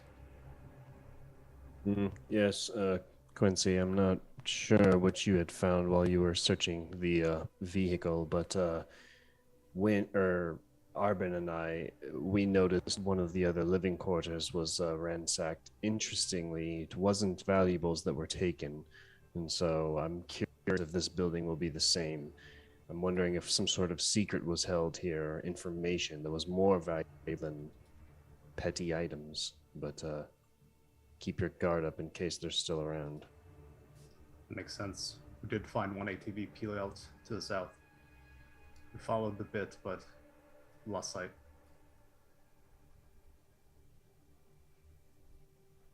So what do you two want to do in here? So there's stairs going up. There looks like a galley or a mess hall area. There's like an equipment storage area. Finley wants to find a computer terminal and see if there is any kind of communication sent out since he noticed all of the antenna on top. He wants to see if all the broadcasts going in and out, essentially. Okay. You look around, like just down this ground floor. You don't see anything that you would suggest is sort of like a main hub for computers. Maybe upstairs, but definitely nothing. I mean, there's a couple like generic consoles for like kind of food distribution and stuff like that, but nothing that you would think is kind of controlling everything. It might be upstairs. Quincy, what do you want to do? I want to sweep out any rooms the building pretty much. Find any signs of life. Okay. You can do another investigate if you want. Finley, are you going to go upstairs to look for computers? Yeah, and he'll let Quincy know, like, I'm going to go upstairs and see if any emergency broadcasts are sent. If you hear yelling, I'm being shot. Got an 11. Okay. Sure. So you start looking around. You're looking for any signs of, like you said, like hidden people hiding or something like that, and you're looking for anything you can get. But one thing that you notice that hasn't sort of been established before is you're going through the galley. Especially as you're going through the galley, you find absolutely no evidence of food anywhere. Like all the food was taken. Not only that, but you see what looks like these old potted plants. Like they're like literally pots for plants, like sort of for either for decoration or for like interior atmosphere purposes or something like that. You see that like the plants themselves are missing. They're not dead. They're literally just missing, but you can see the pots themselves are there with a little bit of what looks like some kind of soilage in it. But you don't see any signs of any kind of rations. You don't see any signs of like rotted food, good food, anything, nothing like that. Up top, Finley, you go upstairs. The first thing you notice immediately is that it doesn't look as damaged. Doesn't look like things have been thrown around as badly up here, but you do in fact find like the kind of equipment you're looking for. You can see that you found what looks like some kind of communications and control room. There's like this computer chamber. There's also a couple offices, and there appears to be a hatch that you think, like once you get up to the top of the stairwell, that probably leads to the roof. Okay. He'll make his way over to like any kind of comm station or Sure. general area with a lot of computers, and then see if anything's already logged on or if everything's still powered. Okay. Yeah, you head over to the main controls. It seems to be in open mode right now, which means like you can kind of like everything's just sort of like automated and running. So you've got like basic sensors, communications equipment, and most other sort of systems. The controls are mostly standard stuff, but there's some kind of strangeness here, and there might be just like the specifics of the research that they're doing. Some of the science equipment here might be just a little priority. Why don't you go ahead and roll some kind of computers test, like electronics or something like that? Yeah, he'll make his way over to the comm station, and he'll use his comm electronics, specifically comms. Sounds good. And then do I need to put a modifier on that or no? Int would probably be the best thing to use, I would think. And if you wanted to use a boon dice, declare it beforehand this time so they can take it if you want. Oh, yeah. Yeah, how many of those do we have, Melissa? We have 14. Oh my yeah, gosh. I'll definitely use one. Gotta keep throwing in all these non-combat ones. Is that under other modifier? Oh, no. Just kidding, it's boon. No, you just click the boon thing. Yeah. Whoa! Wow. 666. Well, Wow. That's quite good. Wow. I mean, it's good, but 15 with an effective 7. Wow. shit. Okay. So oh goodness. All right. So you're able to pretty easily figure out the systems themselves. Like, it's not too difficult. You've gone through far more complex things, even though It's a everything backwater complex. Yeah, like nothing here seems to be too peculiar. Even some of the more like specific, sort of science elements are going to be like this science equipment, like the specialized stuff for Alpha. Even that, the interface itself isn't too difficult. Interpreting some of the data is probably going to be foreign to you, but this at least isn't too difficult. Not only that, because you did so well, you do notice that there are installation logs that you're fairly confident you can hack into. Normally, it would require authorization. So someone from like the senior staff would have to approve it, but you're fairly certain you can hack into this. It's just something that'll probably take some time. You kind of know like what you have to run, like the various back doors that you can do to kind of get through them, but you should be able to sort of dig into that. You have access to a few different things here and there. Like you have access to like certain controls, like for instance, there's a reactor hut like elsewhere that that has like that you can actually give access or control into. Like normally, like that's one of the only buildings that you can tell that seems to be securely locked and like someone has to give remote access to. Everything else like you can kind of just get into. Like it seems fairly easily done. So that's like the only thing that really immediately would give you something to do. We'll say that you get a basic layout. You can like really easily. So I'll go ahead and reveal the names of like the different buildings on our screen here. So yeah, you get like a basic layout of the place. You know that yes, you are in the mission control center. You know that there are 4 accommodation huts. You and Arbyn looked through 2. One of them to the south. There's one off to the north, on the northern side of the station. Right across the way from the mission control center, there is an operations support hut. On the southwest side, there's some kind of social hut, probably like a rec center type of thing. West side, there's a science building. There's like some buried fuel tanks on the eastern side of the stream over by the landing field, equipment shed. But you also get a couple other notes about other locations within kind of or near the valley that aren't directly part of the station.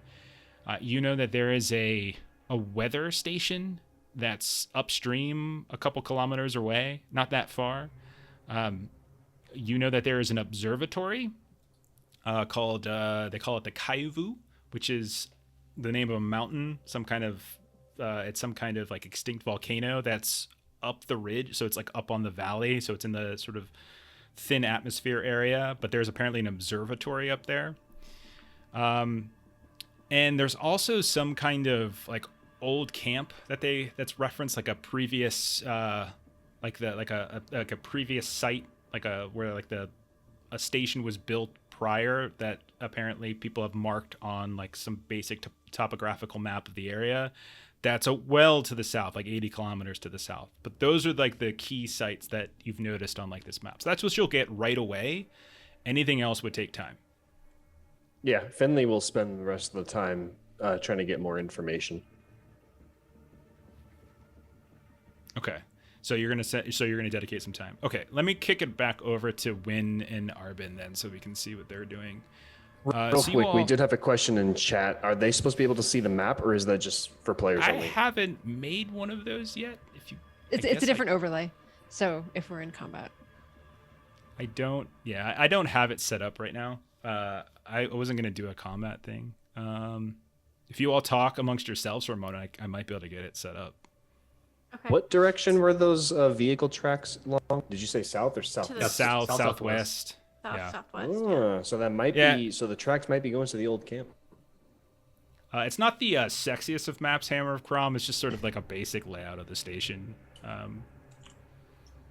It's just something for us to kind of keep track of. But yeah, if you want to talk amongst yourselves, I might be able to throw something together really fast. Actually, no, I can't. I don't have the overlay. I got to make the overlay for it. That's right. Yeah. that's fine. Something that you'll see, like switching over to Arbyn and Win, is that like Arbyn with Finley, like Arbyn like definitely sort of like carries herself with a lot of assurance and all of that. But you'll kind of see a change in Arbyn's kind of demeanor in coming up to Win, because there's the whole thing where like Win went to prison because things went wrong. So like Arbyn, you definitely like, if kind of this were like cinematic, you would kind of see a difference in kind of Arbyn's demeanor, and she approaches like Win. It's a much more sort of like tentative, like kind of constantly checking in, like, we still cool? And like Win doesn't even notice. She's just like, "Hey Arbyn, how you doing? I'm just gonna look in this here building if you want to pop in with me." Sure. Yeah. Go right ahead. I'll follow along. And yeah, I'm gonna try and get in here. Is it locked? No. I mean, all of the doors that you've noticed, they open. Like everything seems to be open just fine. Like none of them seem to be locked down, other than obviously the rift hauler like seemed to be locked down. But everything else, like you had to force open the one that seemed to have suffered damage, but everything else seems to be intact.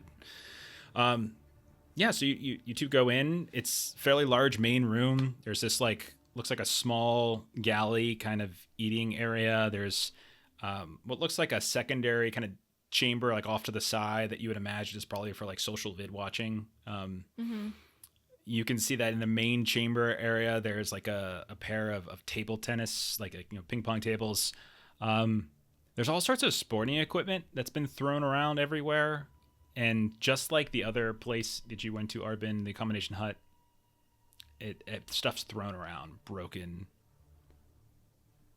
Seems, it's kind of dark in here. Lights are kind of flickering a bit, like the power's not necessarily running to them fully, but you do get those occasional flicks of light.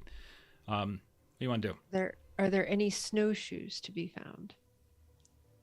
Oh God. Get out. No. Get out. Hello? Is there anybody in here? Not to nitpick your guys' hygienic properties, but it's a little messy in here, don't you think? And she looks at Arbyn like, what is up with these guys? As she just starts trudging into the room, she pulls out her flashlight and she'll just start looking around. Sure. Arbyn, what are you doing? Just kind of following along, and Arbyn will just kind of update Wynn on, kind of the status of the other, kind of accommodation hut, that, everything just seems to have been trashed. My mama always said I was messy, but I'm nowhere near this bad. It must have gotten into a real doozy. Quincy and I, we found these tracks. There should have been another ATV. It was heading down to the south, past that creepy light bubble, It's kind of weird that you can't really see anything out there. Why wouldn't you turn some of the lights outwards? Well, if we can't find much of anything here, it does seem like we're gonna need to follow those tracks, maybe. But let's see if we can find anything here. I mean, I did have a key in the ATV, so that's promising. So as the two of you are looking around, when you got your light out, yeah, lights flickering on and off, you kind of looking around here and there. The light kind of shifts a bit here and there, and you notice that like that secondary room with the vid crystals, it's fairly dark. And you notice like as the light kind of sweeps over it pretty fast, like you get this, you get the quick minute, like the quick flash of like some kind of movement, and kind of move the flashlight back really fast. And you notice in the corner, there's a figure. Like that's, maybe 5'10". Dark clothes, you think. They're just sort of back to you. Head, face right into the corner itself, and it's just sort of there, like standing up, kind of hunched. You're not sure if it's might be leaning against the wall, it might not, but it's just. Wynn was in the military, so the moment she sees that, Arbyn watches as Wynn's holding her flashlight up with one hand, and she goes and she gets her assault rifle off her back, and then she kind of holds it up on the top, and then decides that's not working very great, so she hands you her flashlight as she's walking closer, and she motions for you to come up behind her, and she'll call out to this person and be like, pardon me, if you could please announce who you are, I would appreciate it. Figure doesn't move.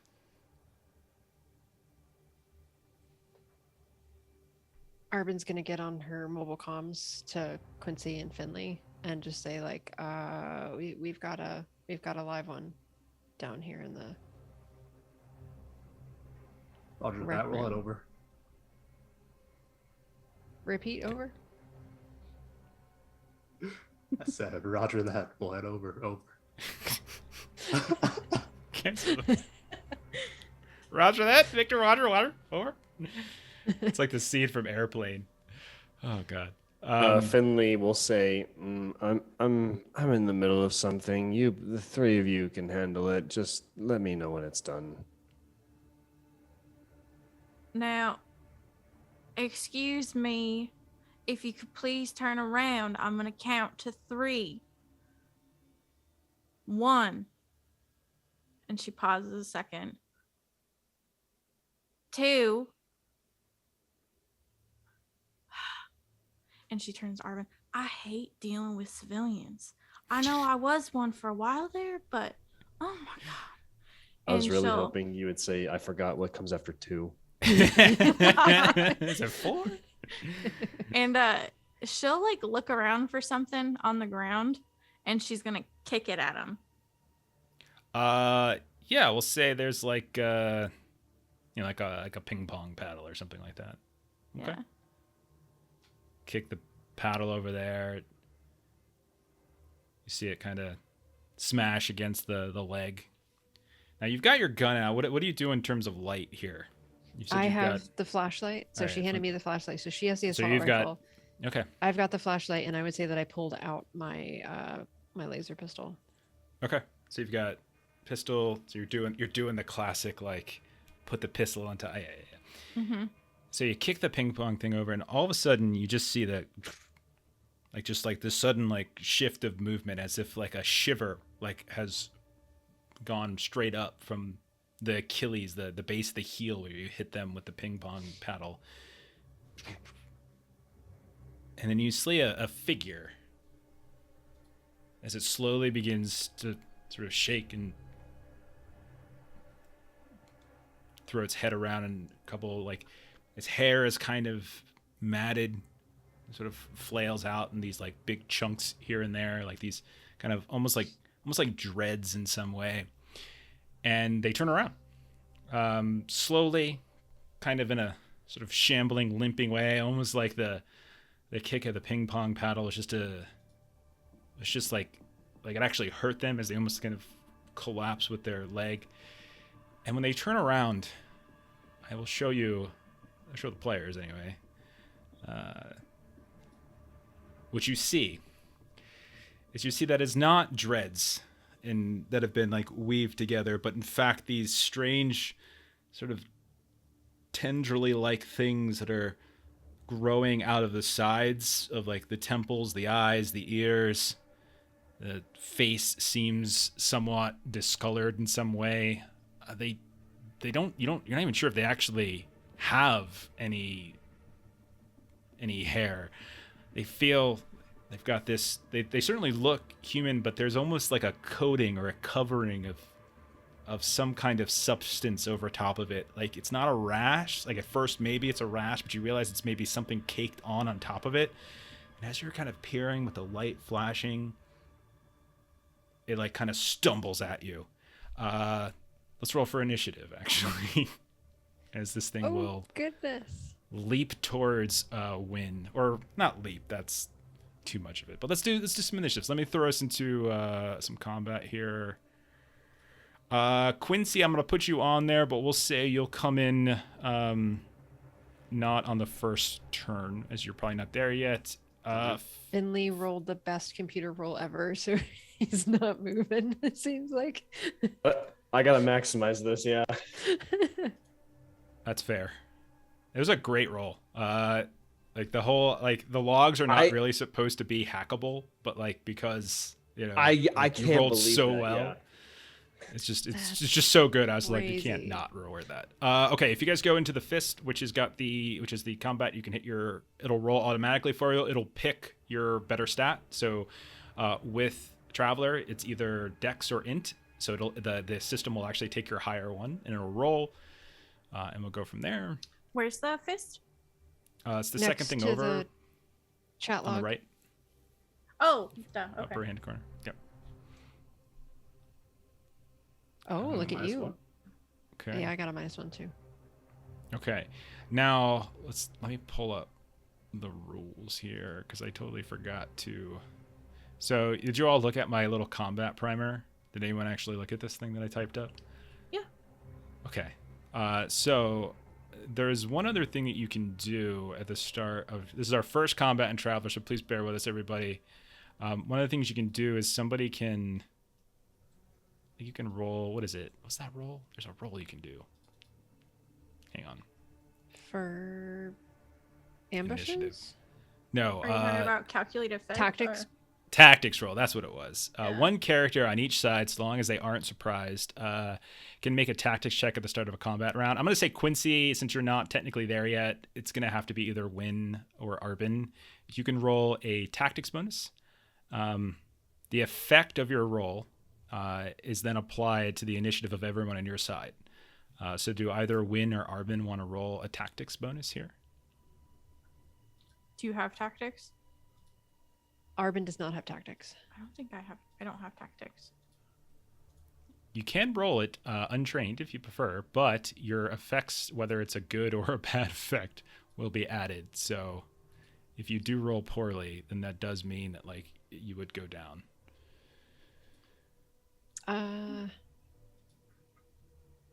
Sure, why not? I'm Okay. just gonna give it a whirl. Okay. Ash is getting a new character tonight as I'm going to kill her. Wait, I'm the one rolling. I know. Oh. Go ahead and roll. Go ahead and roll that tactics. All right, so it's untrained. Yeah. But Just I like did. I gotta get a scientist in here somehow. Go ahead and roll. All right, that's a -4 to your side. As Arbyn, you start shouting really bad ideas. Darn. So what is it that Arbyn shouts that kind of causes a problem? As this thing turns around, stumbles, looks like it's almost tripping over itself, then it kind of aggressively lunges at Wynn. What would you say Arbyn is yelling that would kind of cause this to happen? Find a pool cue. Pool cue through the eye. Totally gonna do it. That's what you gotta do. Look for a pool cue. And she's like waving my flashlight around. It's like no longer on Yes. Yes, exactly. That's right, because I had the light. Is there a way to? I don't think to, I'm not sure how to use the tactics roll thing on here, but we'll just use it because we could do simple math like this. Okay, so this thing will actually then get to go first Oh, no. because of this.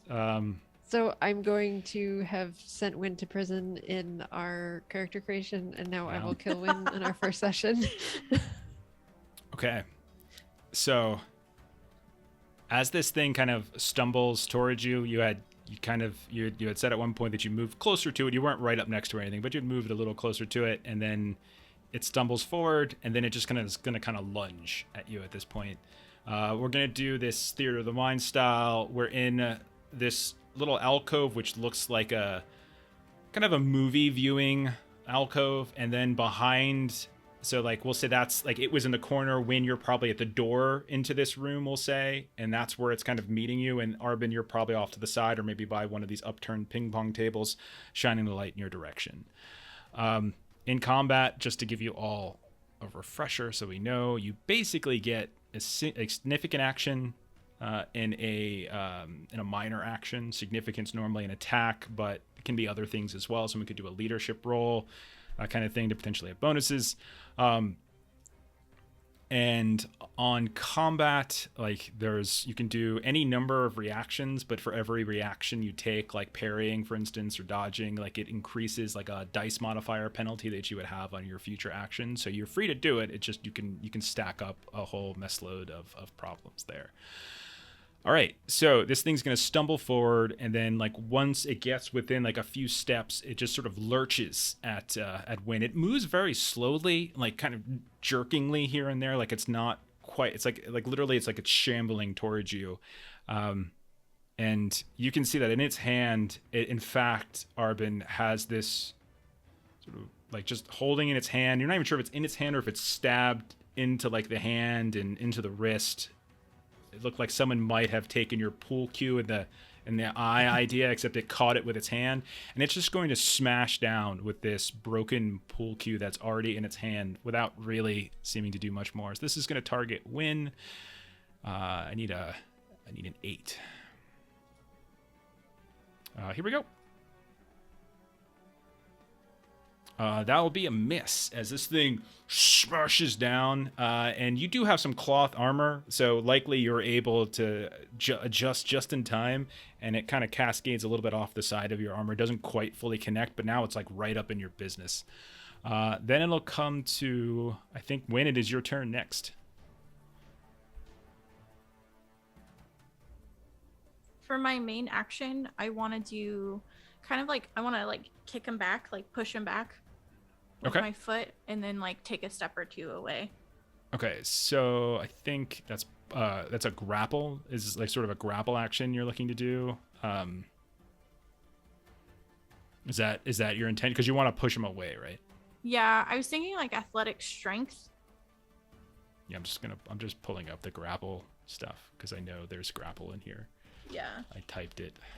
Okay, so you make an opposed melee unarmed check with the target, and you can use either strength or dex. So you can choose strength if you prefer. And then the winner can choose to do one of the following. You can force the loser prone, disarm the loser, etc. Throw the loser a couple meters. So like in this case, you can knock them back, like you said. Mm-hmm. You can have it take damage, etc. So yeah, you can So let's go ahead and do that. So roll melee unarmed with your Strength whatever mod. modifier you prefer. Cool. Can I please get a boon, Mo? Sure. Here it goes. It's never a fair playing field for me. It never is. 10 effect 2. All right. I don't have like a full stat block for these things, but I'm going to give it the +1 that it has for its melee, since I think that makes the most sense. That's a 7. So yeah, your 10 wins, and so you push it back, and so it stumbles back into the corner it came from. Okay. So that's your significant action, and then minor action, you want to take a few steps back into the main area where the upturned ping pong tables are. Yeah, like get some like cover in between us. Okay, sounds good. There's not a whole, like, you can get cover off to the sides, but the ping pong tables themselves are broken and ransacked, so they're not really going to serve as any. But there's like, you can get off to the side of the door here and there. There's probably some minor stuff you can find here.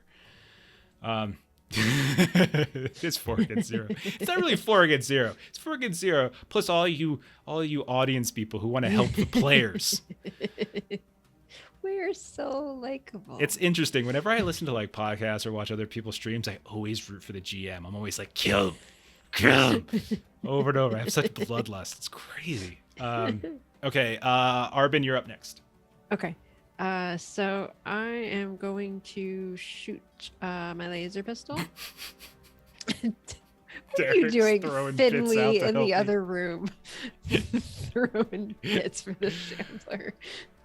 All right, so this thing has just been pushed back. It's still not that far away, like, but it was far enough away that Wynn was able to move away without having to take an opportunity attack. Is basically what just happened. And then you take a couple steps back. It's probably still within range of shambling towards you. It's probably still within, somewhere like 5 to 10 feet away or so. Arbyn, what do you want to do? Okay, so I am struggling trying to figure this out with my character sheet. Sure. Because so a laser pistol would be what skill? So that would be gun combat energy. Right. I needed to fix that on my sheet before I could roll it. Okay, so I'm doing that, and I am making it moon. Okay, I think I got it now. Making it moon? What? I'm sorry. Boon. Oh, boon. Like you're mooning it? Is a 5 good? I rolled a 1, a 3, and a 1. You need an 8. So as it stumbles back, and like you take a shot, maybe Wynn didn't quite get clear first, and so you get a little nervous with your shot, and so you take a little bit more of a conservative aim, but in doing so, you managed to miss this thing. It's not moving quickly. It doesn't seem to like be dodging in a very spry fashion, but if any closer of your aim, maybe if you would have just waited an extra moment more, you would have been okay. Okay, so minor action, then can I just move back a little bit?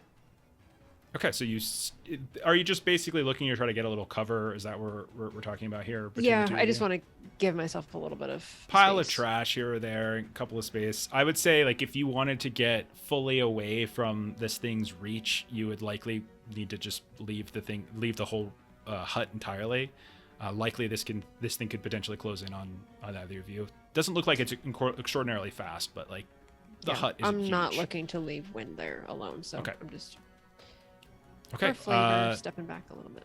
All right, and so we'll say, Quincy, on your turn, you're just hustling and running, and as you get within a few feet of the hut itself, you hear the sounds of Arbyn's gunfire kind of go off. Or actually, no, you don't, because you have your vac suit on, so suck it. So you don't hear that. Like, everything must be fine. Yeah, she doesn't have open comms on, so get over it.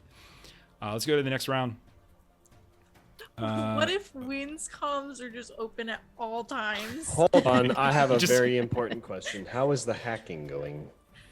Pretty well, but like that literally is going to take time. Like, it's not going to be 5 minutes. It's going to be like I just wanted like an epic hacking scene while they're like fighting. Okay. I'm like rapidly typing. He's like and sweating.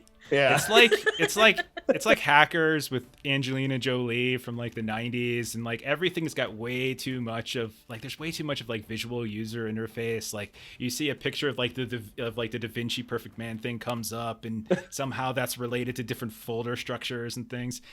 You're like, who is this? This is so, like, you look at this and like, whoever put the internal security on this, like, they have a sense of humor. Okay, Finley's playing Tetris. It's just Minesweeper. He's just doing Minesweeper the whole time. like this huge grid of Minesweeper. Okay. What if it's that snake game?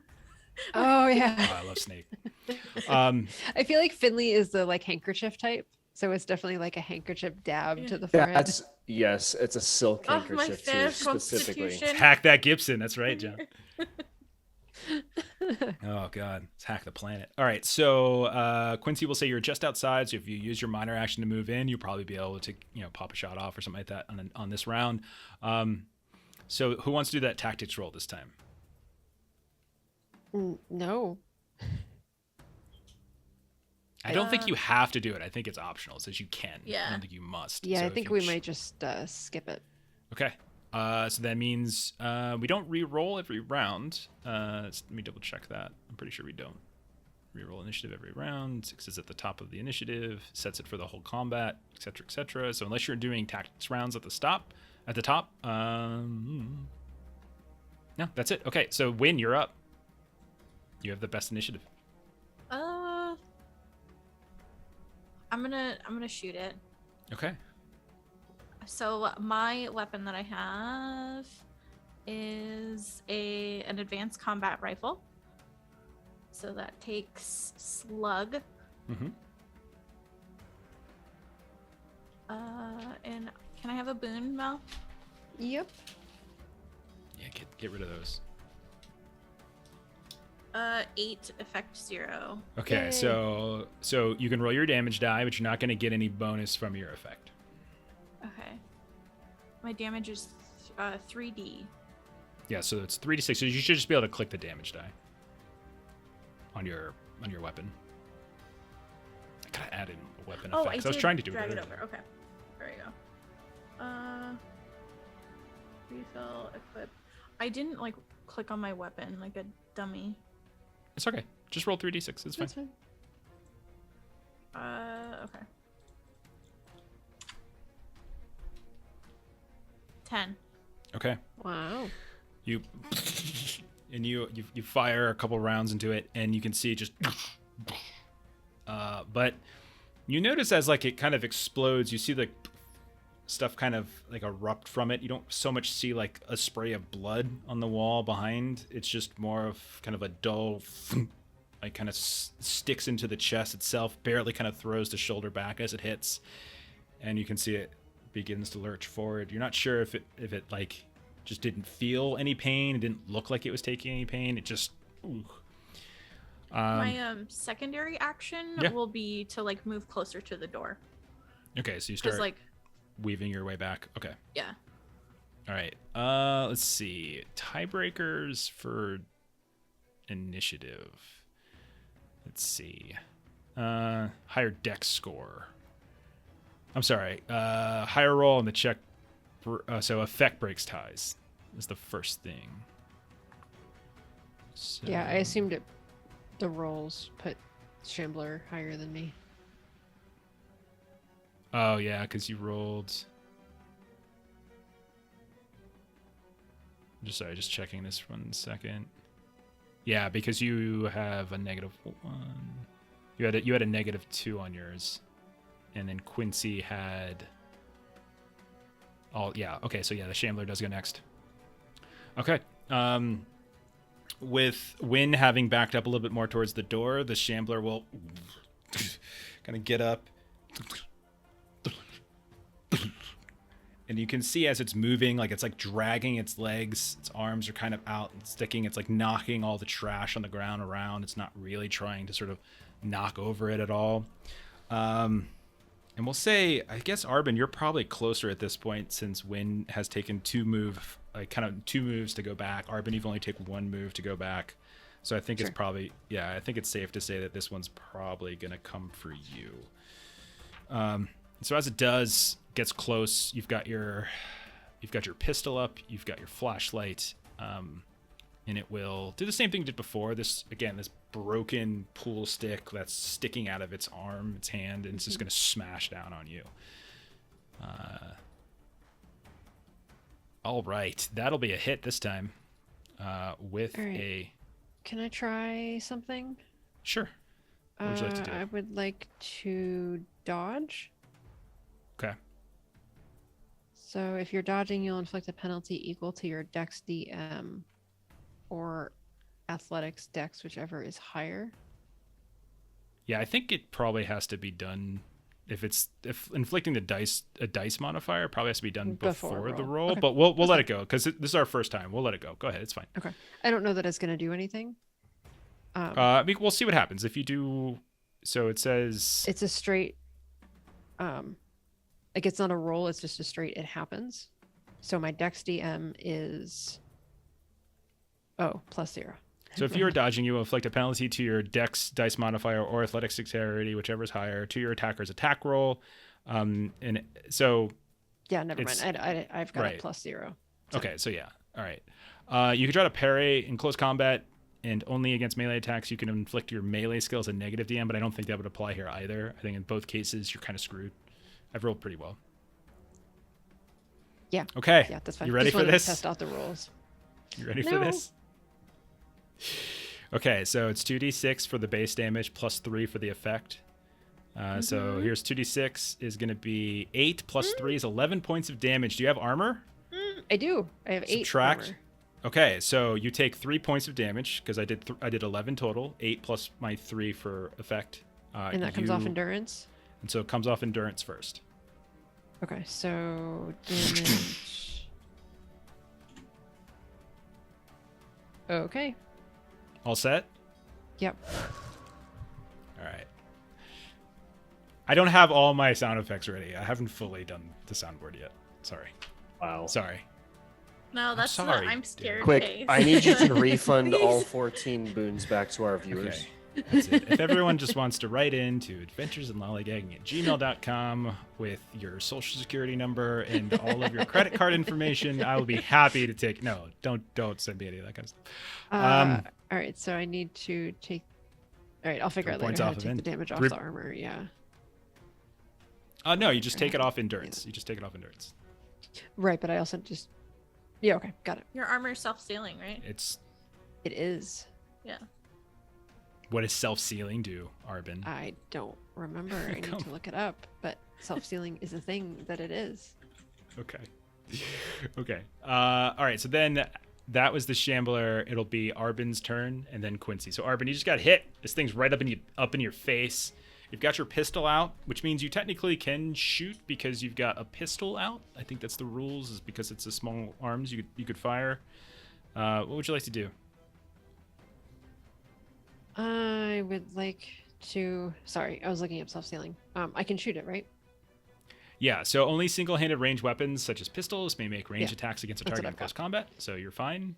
All right, spending a boon, rolling my laser pistol with a boon.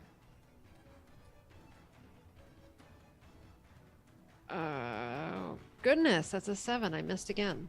You pull the gun up to fire, and it just smashes right into your arm right as you fire. As it's trying to hit you once more, your gun kind of gets knocked off to the side, and you fire wide. You manage to keep hold of the pistol, but you're okay. So at this point, can I move, or Yes, would but moving do an opportunity attack? it does provoke an opportunity attack. Yeah, I would prefer not to be opportunity attacked. it does mean that you are right up in its biz. This is bad. This Thanks, Australis. What a strange credit card number. That's a lot of 6s. All right, I think I'm stuck, and Arbyn's just gonna look at when, like, that hurts. What are you doing, girl? Get back! Stupid gun. So are you going to stay there? You're going to stay up in it? You're not going to run? I mean, I'm gonna be either way, because if I run, it's gonna be an opportunity attack, Okay. and if I stay, Sorry. it's gonna be an attack. So it's the same. It's all the same. Self-sealing. You cannot get out of really- the armor. You were sealed in. It's really not the same. It's really not the same. If you run away, you're away. Yeah. You take a hit, but you're away. If you stay here, you're not away, and you still take a hit. So, I don't know. It's up to you. Make a decision. Wynn's yelling at you to run back. If that Quincy helps. wants to Fine, go. I'll run, and then you can see my dead body as I try to run. All right. So I'll say since it kind of smashed like with its pool stick hand, I'll say it's gonna kind of just punch you. Like again, it's gonna take its offhand and just try to kind of scrape down your back as you try to move away. So I'll roll this one unarmed. Let's see. That's a hit with an effect of 2. So that's 10. I feel like this was a bad idea. Like I should have okay. just stayed put because other people could have attacked it before it was my turn. So this was bad because this then got me 2 attacks in 1 round. It's going to be a total of 4 points of damage on this one, which your armor should be fine, right? But so does armor get depleted when it takes? You're the one who has armor. Did you not look at what armor does? Why do I have to do everything? Armor reduces damage sustained in an attack by the value of its protection score, but an attack with effect 6+ always inflicts at least 1 point of damage, regardless of damage rolled or protection score of armor. As long as I don't have the armor piercing trait, so it doesn't ignore any armor, so it should just be a flat reduction, as far as I know. I don't think you take any damage here. I think it's just your armor gets whacked. All right. That's why I was like, I didn't understand why you're freaking out so much. Yeah, because I was thinking that all of my armor was just taken, and so then it was just going to be an attack. That's why I was. No, I don't think it's ablative like that. I don't think it's ablative. I don't think it comes and goes. Okay. I think it's just That's flat. why I was worried. If I had armor piercing, that's obviously different. Yeah. Case. Okay. All right. That's so why you I was step like, back. Come on. Quincy, do you step through the doors? Yeah, I'll come check out what's happening. Agreed, Australis. It is Arbyn's fault for making the horrible tactics roll that started this all off. Quincy, you step through the door. You see this creature shambling over what looks like the ruins of a series of ping pong tables. It swipes at Arbyn and scrapes down the back of her armor a bit. You already see that she's taken. You don't have a vac suit on, right, Arbyn? It could have smacked you in the face, right? Yeah. So you see, she's got blood kind of coming down from her face where this thing just smashed, right into her head. And Wynn's on one side of the door, Arbyn's on the other as you come in, and there you are, just a couple feet away from this creature that's, shambling towards you all. What do you want to do, Quincy? I'll shut the door and just turn around real quick. You hold it close. You're well, Wynn and Arbyn are gone. I'll pull out my laser pistol and just give it a quick shot. See this. Okay, I'll assume you already had the pistol as you were running. Okay. Yeah, go ahead. Would you like a boon dice? I don't know how good I roll, but I'm just gonna do it raw. See what happens. We have 9. There's plenty to spend. That's fine. My life is on the line. So I The recommend confidence. that you see, and you missed. I got a 7. Yeah. I appreciate that decision, Long. That is a man with integrity right there. That's an integrity. That's why he's my favorite of the 4 of you. Okay. We go back to Finley, who has managed to carefully flag about 6 or 7 more mines, and there's a lot of open space. You do hear chatter on the comms, probably I would say at some point as you guys have intermittent comms beating each other, stuff's going down. So at any point, if you decide you want to get up and run, just let me know. I'm actually curious. Is there a window on the second floor that overlooks where they're fighting? You can just watch. I don't think you can. They're fighting inside the hut, so. Is there I a don't camera think he so. can view? A security camera? You can watch as I die to the shambler. Let's see. Is there a security camera? I actually don't know if there's a security camera there. Yeah, I don't think so. You have some camera footage from certain buildings that you can get access to if you get through the logs, but it doesn't look like there's security cam footage in every single area. No. Can I spend a boon die just so that Finley can watch Arbyn die? I'm actually curious if I could use if there's so most bases have a intercom system. I'm wondering if I could perhaps try to irritate or subdue the shambler by sending out a very loud, annoying sound. If I said to everybody, "Hey, brace your ears," and then just sent just a dog whistle type thing for a shambler. Okay. Or if there's more of them, now they're all awake. We're about to roll the dice and find out. Why don't we do Which this? you- Roll your electronics, and if you succeed, we'll make it average, like so 8. The effect that you have on your roll will be a negative dice modifier for it on its attack as it's distracted. How about that? Okay. Would you like a boon? Nah. I already rolled. You and your rolls. Good gracious. He's doing what he's good at. I'm not the combatant. I'm just the communicator. And I told him he's a bully, and he didn't like it. So as you guys are fighting, Quincy, you step through the doors close behind you. You pull out the gun, you fire, you miss. You see behind like a little burn hole in the wall behind where this shambler is, and then you all hear like this thing kind of come over the comms in here as like there's all sorts of feedback. How about Win and Arbyn roll an endurance test to see if you can withstand the horrible feedback that's echoing off the walls, as neither of you are in effect. Quincy in his freaking astronaut costume, in his vac suit, you're okay. Win and Arbyn. Sorry, roll what am I endurance rolling? test. Just roll endurance We're test. rolling endurance. Yeah, just roll endurance. Oh, endurance. Okay. If you have athletics endurance, I guess you can roll that too. Nice. 11 effect 3. Okay, you're good. Okay. 6 effect -2. Okay, Arbyn, you're gonna have the same negative dice modifier of 5 on your actions this coming round, as you too are distracted by the horrible AOE. It's not like he could choose who hears it Oh and no. who doesn't. Oh no, totally. Yeah. So, yeah. but when you're Kaling- able to kind of push it to the back of your mind and focus. But Arbyn, it's just like overwhelming you. It's just your head's gonna explode. I like to think he was an opera, like he practices opera singing. So he's like, all right, guys, hold on. And then he just starts hitting high notes. Okay. All right. I'm So Derek. that is the end of that round. We'll go to a new round. Does anybody want to do the tactics roll? Quincy, you want to do a tactics roll? I'm just imagining Quincy running. Not just. It's the start of Do every you have round. the Someone skill wants to do it. tactics? I have naval tactics though. We're not like on a boat or anything. That would definitely not apply here. And you have a -3 to your untrained, so Yeah. Otherwise, I don't have tactics, so it's fine. You're not gonna roll for it. I can't. Wait, can I do it? You can do it on train. don't let him bait you into rolling. I'm not baiting. Moving us down on initiative. Long might want to do it. Wait, when You let Long play his character. when I got naval tactics, does that give me other tactics or no?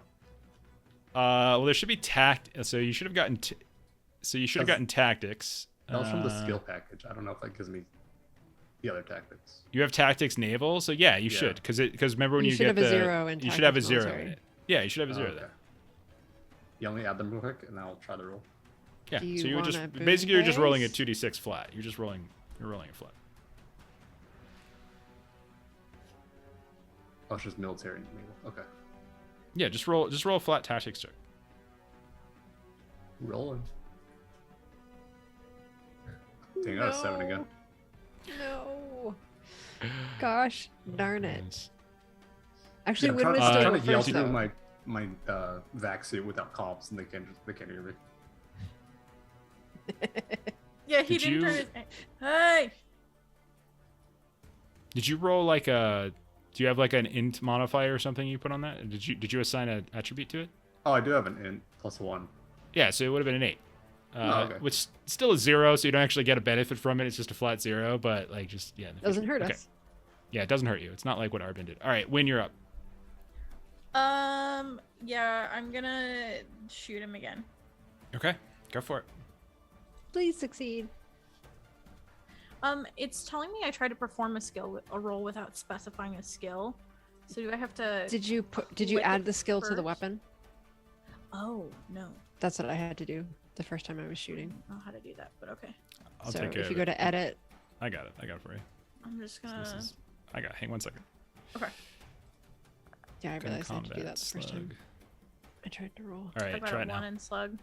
Would you You may like have a to boon reopen your die? character sheet, but try it now. Yes, I would like a boon die. Okay. 12, effect 4. Oh man, you fire right into it again. You see like a huge chunk of it just get blown off the side of its arm, flying off in different places. But it's got this sort of chunky quality to it. It's not spraying like this liquid blood everywhere. It just kind of flops down. Roll your damage and then add 4. So roll your damage. So your damage die. Should be able to click right on it next time. So okay, and then you add your effect to it. So it would have been 19 total. Wow. Okay. All right. That's a ton of damage you just did. But kind of starts. Looks like it's gonna stumble for a second and fall down, but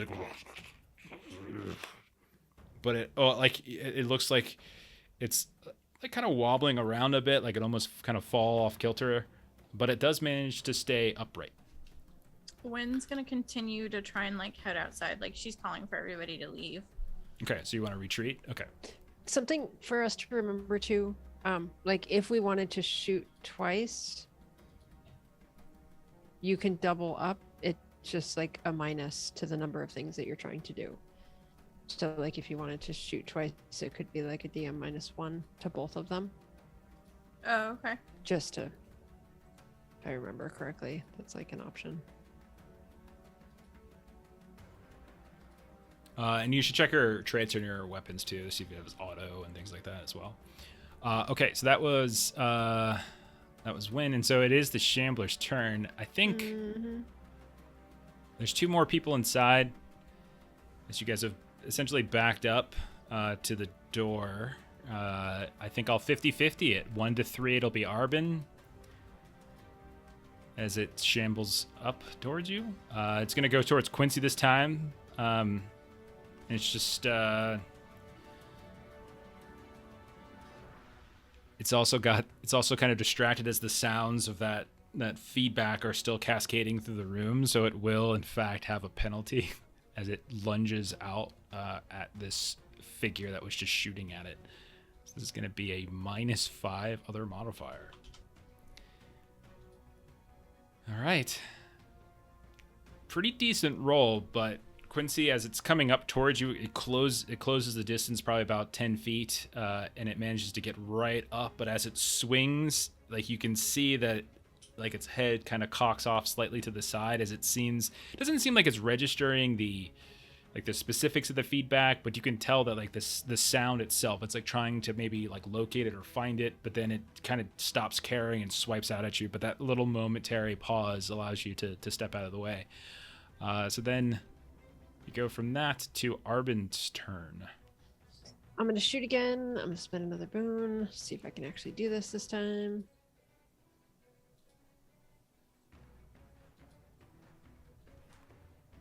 Oh. Don't forget, right, by the way, it's there's other minor actions you could be taking, like aiming, which would give you a DM +1 to your next ranged attack, as long as you do nothing else but aim. So you literally could do a minor action. As long as you don't plan to move, you can minor action aim and then fire. You can also chain together a series of those before you fire, as long as you don't do anything else. So there's always that option. But you fire, you shoot, you get an 8, and then what do you do for your damage? It is, let's see if this works. 18. Okay. So as this thing like lunges at Quincy and tries to smash down in it with its arm that's got that big pool stick kind of sticking out, and Quincy steps aside, its arm smashes into the wall, it said. Quincy is able to like give just enough space for you to lower and aim your pistol. You're just a few feet away from it, and at relatively close range, you can see that its head just sort of like you get it right in the neck, like the base of the neck. The head kind of comes free a little bit, kind of leans over and rips off to the side. The body kind of lurches, and you can see it falls. And you still see it kind of shifting a little bit, but it falls to the ground and you think you've killed it. So Arbyn will just kind of look over to Quincy and just be like, finish it off.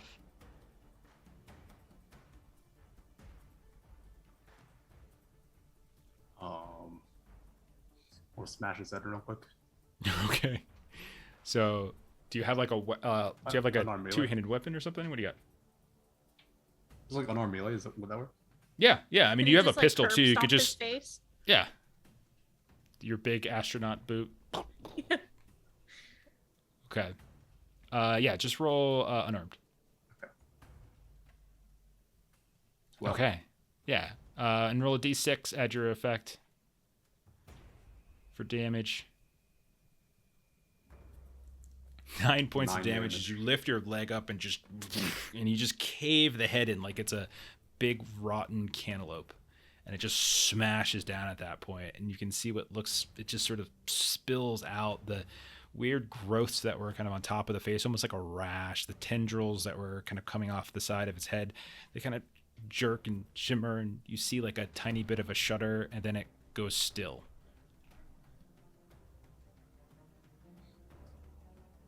You look around. You don't see anything else moving in here. What do you guys want to do? Arbyn's gonna message up to Finley and just say, like, in case you were on your way to help us, we neutralized it. We're good. Yes, I mean, I sent out a distraction. I heard lots of gunfire going on, so you're welcome. I'm sure that helped.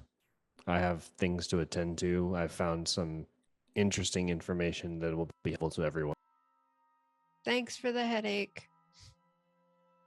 see if this guy's ideable at all.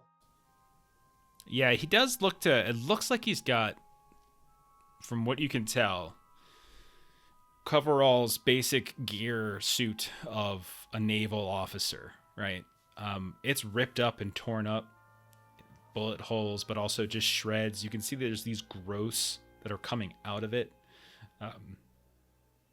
You don't notice any ID or anything like that. It doesn't seem to have any equipment on it, but yeah, like as you're kind of poking around here and there, it certainly looks like this might have been a naval officer, or at least it has on that kind of coverall. Arbyn still has the flashlight, so she wants to check all of the nooks and crannies of this area and make sure that there are no other shamblers. Yeah, you check the other nooks and crannies of the area, and you do not notice any more of these creatures moving about. Is something like this common, or is it like unknown? No, this is terrifying what just happened. When you said that there were ATV trucks getting the hell out of Dodge? Yeah, heading down southwest-ish. That ain't natural. People aren't supposed to look like that. No, that would explain why everyone left. If there was some other... You think that spreads, and like you'll watch as like when like it starts to cover her mouth, like she'll pull up like her undershirt or something. I'm looking through my science stuff to see if I can try to do a roll. She gets on the comms. Hey, Finley, we found this guy, and he had weird things coming out of his face. I'm not sure what they are. They're like little tentacle looking things. Yes, I mean, there are aliens that are different looking than us, you know. Yeah, he's a human, or was, I think. Okay. Arbyn, what do you think? He's seemed to be wearing a naval uniform of some sort. Okay, I will take a look through. When I'm done with my current task, I will look through the catalog of individuals who are stationed here. Can we send pictures through our comms so that I can help identify and see if this is like a staff member? Yeah, I don't know what I had to see what you guys have for that in terms of like your Yeah. personal communications and stuff. Whether you have like AV, like I know you have. Like, I'm assuming you have basic comms. That's no problem. It's just anything more than that, we'd have to see what you actually have on your inventories. What did I get? I know that my Neuralink can do audio visual, so I know I can Okay. at least handle the receipt. Just a I did question a of whether they can too. TL10 comms unit. Let's see. Yeah, just read the description of it. It'll usually kind of tell you kind of generally what it does. So I haven't put all the non-weapons and armor into the foundry. I just have the weapons. There's a lot of equipment for There's a traveling. lot. Yeah. I really only got the weapons and armor. I felt like essential. Arbyn, by the TL10 way, is multiple forms of data. It's basically a computer at level 1. So multiple forms of data can be sent. Oh, yeah. If you have Okay, fair enough. if you have What's a a 10, TL8? a TL8 is smoke signals. audio and visual computer level 0. Oh, perfect. Yeah. So Okay, then cool. Finley will Okay. just say to the group, just get me a picture, an identifiable picture of the person. I can look it up when I'm done with the important task I'm on. When has her Fortunately, personal Quincy Yeah. just He curb caved his stomped his head in. head. Yeah. So HUD? yeah. Might the other way around, maybe go through some pictures and maybe see if memory would have kind of connected those. Yeah. When I'll be like, Finley, he doesn't have a head no more. Quincy What? took his space boot and smushed him into just a pulp. Why can't you just kill things the normal way? Okay, I will find some sort of identification, or maybe I'll just send you a list of every single personnel on this dead rock, and I'll let you all decide who he looks most like. And Finley, it's a height of about 5'10". So if that is in any of that might Yes, narrow my down sports the my list. sports medicine will come in handy here. Thank you, Arbyn. Runs Thanks, a 4.40. Finley. We'll link back up with you in a little bit, okay? Thanks, Finley. I hardly wait. Bye. Arbyn, can you roll a easy endurance check with a -3 dice modifier, please? Easy is 4 plus endurance check -3 to your dice modifier.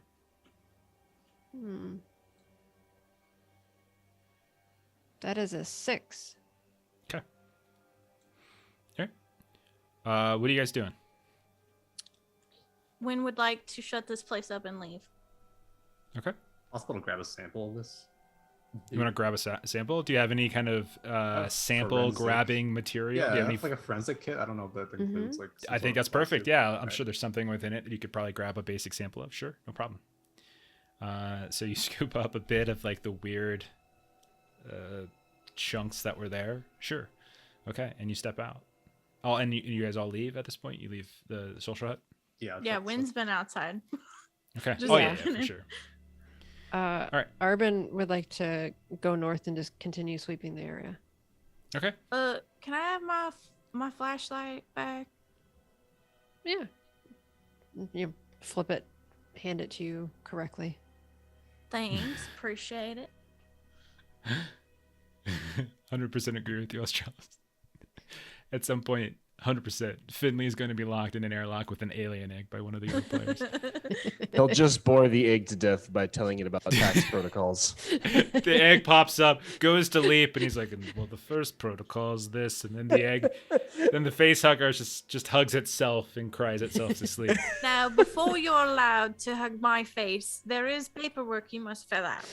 Unfortunately, whips out large stack of papers. Thump. It's In a lot. triplicate, please. Okay. So Finley, let's see. So you've been I mean, like, combat goes pretty fast, so it's really only been like 30 seconds. But I don't want you to be doing nothing, and you did so well on your roll. There's a lot that you could potentially get out of here, but the first thing, the first thing you basically get are some kind of, looks like some log of events. Like, you get some of them, like you're kind of digging, and like logs are kind of they're opening up to you, and you get some of the naval commander is kind of going through some things. And as you're speed reading, and this is, you're speed reading, you're kind of trying to find something kind of out of the ordinary, because most stuff is mundane. And then Rift Holler 587 landed. And that's where, like, something kind of catches your eye. And it's going to take a while to read through all the logs, but as you're kind of scanning through fast and just sort of speed reading and not really reading for super comprehension, you do note some kind of, quote, mystery illness that was suffered by the astrogator of Rift Horror 587.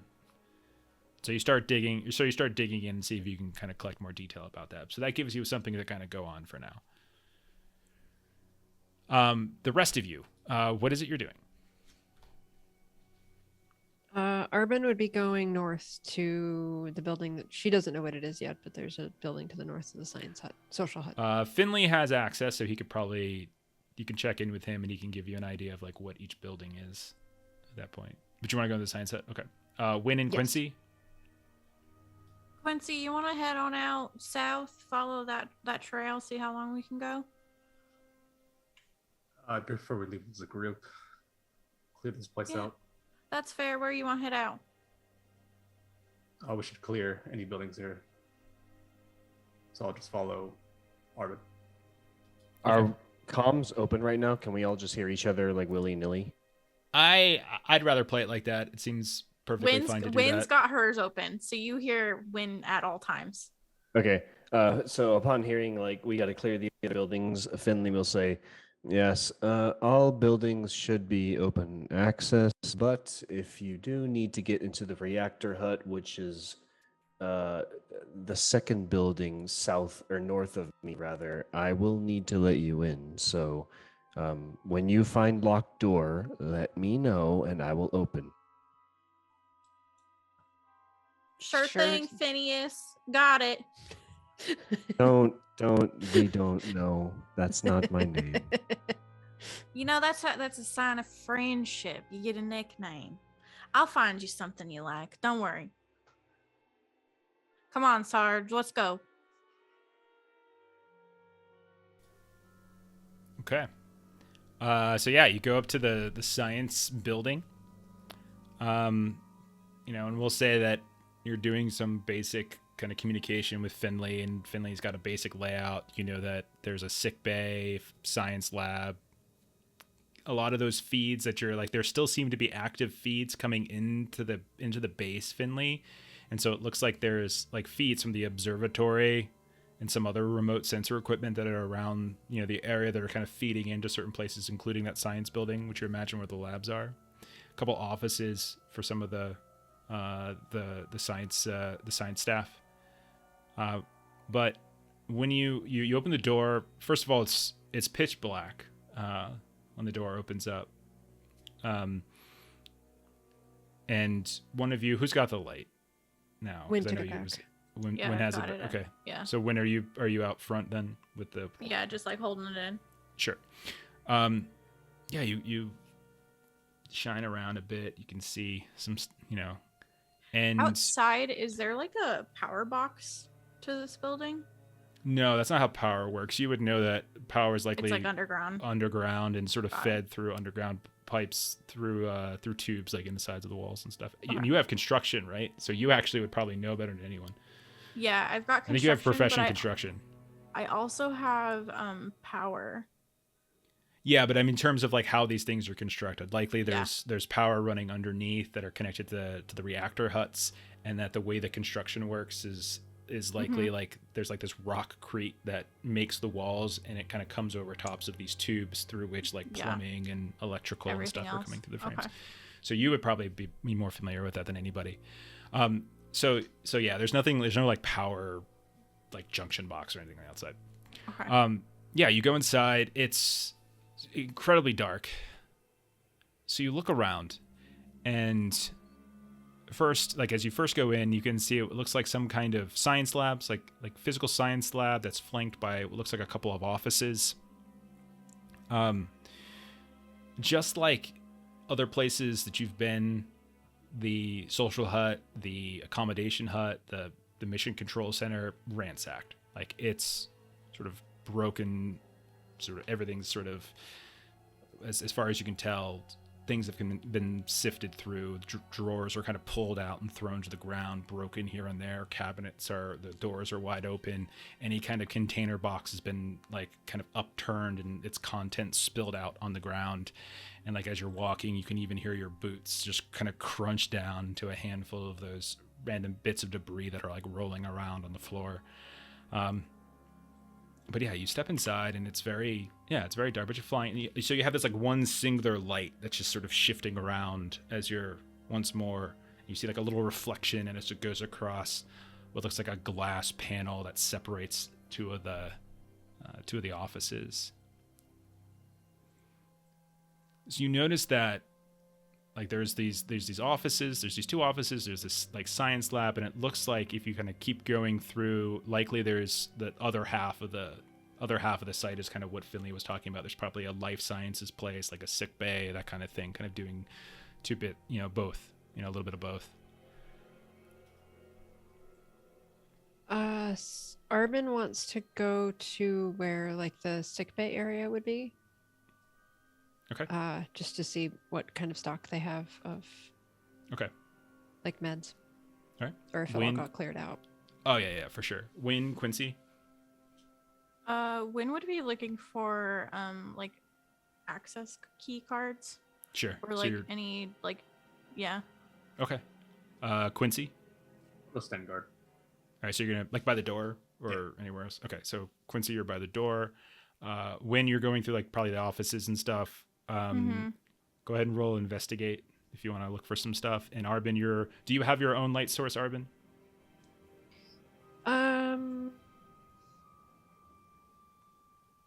Let's just say I do. Like, yeah, the cold okay. light, the cold light lantern torch that I have, it only costs CR20. Yeah, then yeah. I Okay. have a light, yeah. How convenient. What do you think this is? Blades in the dark? All right. Investigate 6. Okay. Yeah, so you're looking for any signs of like doctor, research ID, etc. All right, so Arbyn, you go further into the building.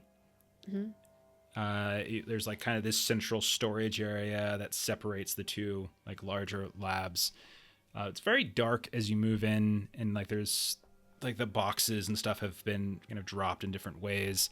You shine sort of the light around, and at certain points it almost like you get reflectiveness off like the interior portions of where there might be like a plastic or like a glass panel that might kind of reflect back. Then you have a lot of dead area where it's just like the concrete, and then there's even deader areas where it's just like you shine over and it's just sort of like this gross kind of blackness that kind of looks particularly peculiar. And as you're shining a light around, the light settles on what looks like some mass that's in the middle of this sick bay. Not only that, but you see kind of flickering and sort of floating in the air as you're moving the flashlight around, these little flecks of like dust or something kind of floating about in the light, like you're catching it in the light here and there. As you move the light down, you actually hear almost like something scurrying, and you see almost what looks like a tail sort of disappear behind some turned over piece of furniture. You just, and then finally, like you shift, and you see that, you think you see a body kind of laying, it looks like a lab coat maybe, you're not sure. You see like an arm kind of sticking out, just sort of twitches. Maybe you change like the display of the light a little bit, so it kind of casts a broader view. And what you end up seeing nearly makes you just vomit right there, like to your, like right on your clothes, on your cloth arm, like right in front of you, as again one of those little kind of tails kind of flickers and shifts. You see this very large mass that covers almost the entirety of this life science lab / med bay. there's these tendrils that are kind of snaking out here and there. One of them seems to have like snaked up and over and out what looks like the western window a bit. And you can see there's all these different bodies and bits of flesh, an arm, a leg, this tendril kind of moving here and there. The light is sort of shifting a bit. The strange things are floating. And as you're watching, you notice that there is like a rounded part of the flesh, this big mass that just sort of turns. And you realize, like, in the midst of all of it, there's like a head staring back at you. And I think we're going to stop there for tonight. No. That is disgusting. God. Yes, it is disgusting. I love it.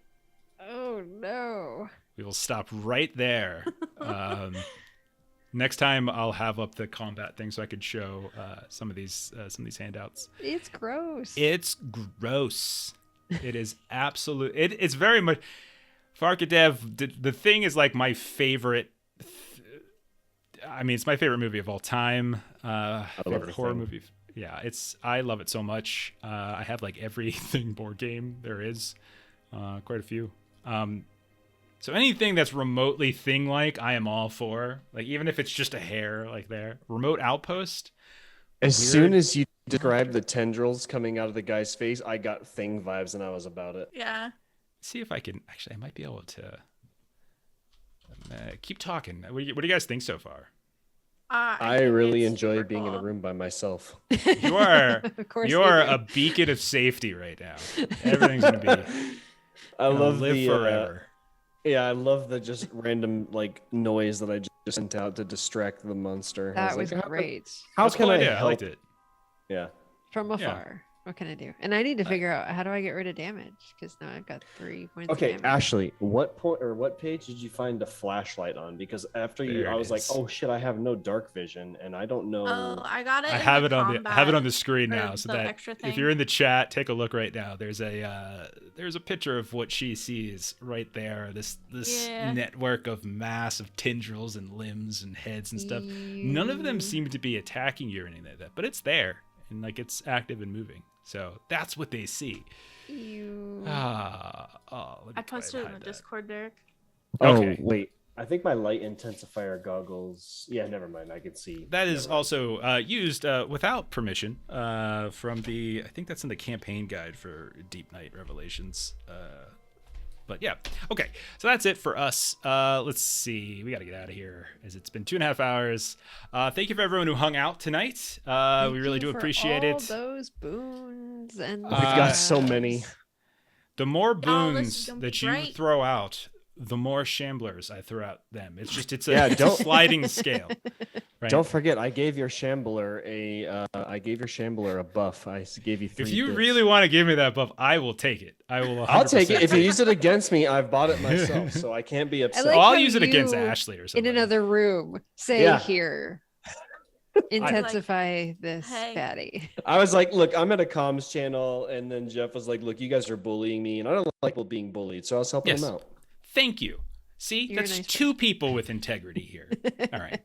Anyway, thanks for hanging out for everybody. If you're watching this later on YouTube, we really appreciate it. It's our Thank first time you. paying Traveler. We probably made a few mistakes. If you see something really crazy, let us know. We'll probably fix it before our next step. But yeah, let's see other things we got going tomorrow. We've got One Ring 2nd edition. We're gonna do some downtime stuff. It's Yule time It's in the Yule. Middle Earth, so it's gonna be fun. Yay. Monday we'll be back playing Deadlands, Savage Worlds, so come check out some Weird West stuff. And then next Friday we'll be back to this. And if you like Traveler, one of the reasons I'm playing Traveler is because I got to play it at our friends Garbly Games. They have a couple games over on their YouTube channel as well. Feudal Stars, Ren Space. It's kind of where I got into Traveler. So it's another place if you want to go if you're looking for anyone else to watch for Traveler games. It's good times. We're going to go ahead and raid our friends at the Defenders of Cobalt. I think are playing I think they're playing. They are playing. So we're going to raid them. I think they're playing Toompunk, which is the one shot. So we're going to go take a look at them. But have a good night, everybody. And we'll catch you next time. Be sure to fill out your Bye. Raid 9 forms before raiding, please. Everyone do your paperwork before next week.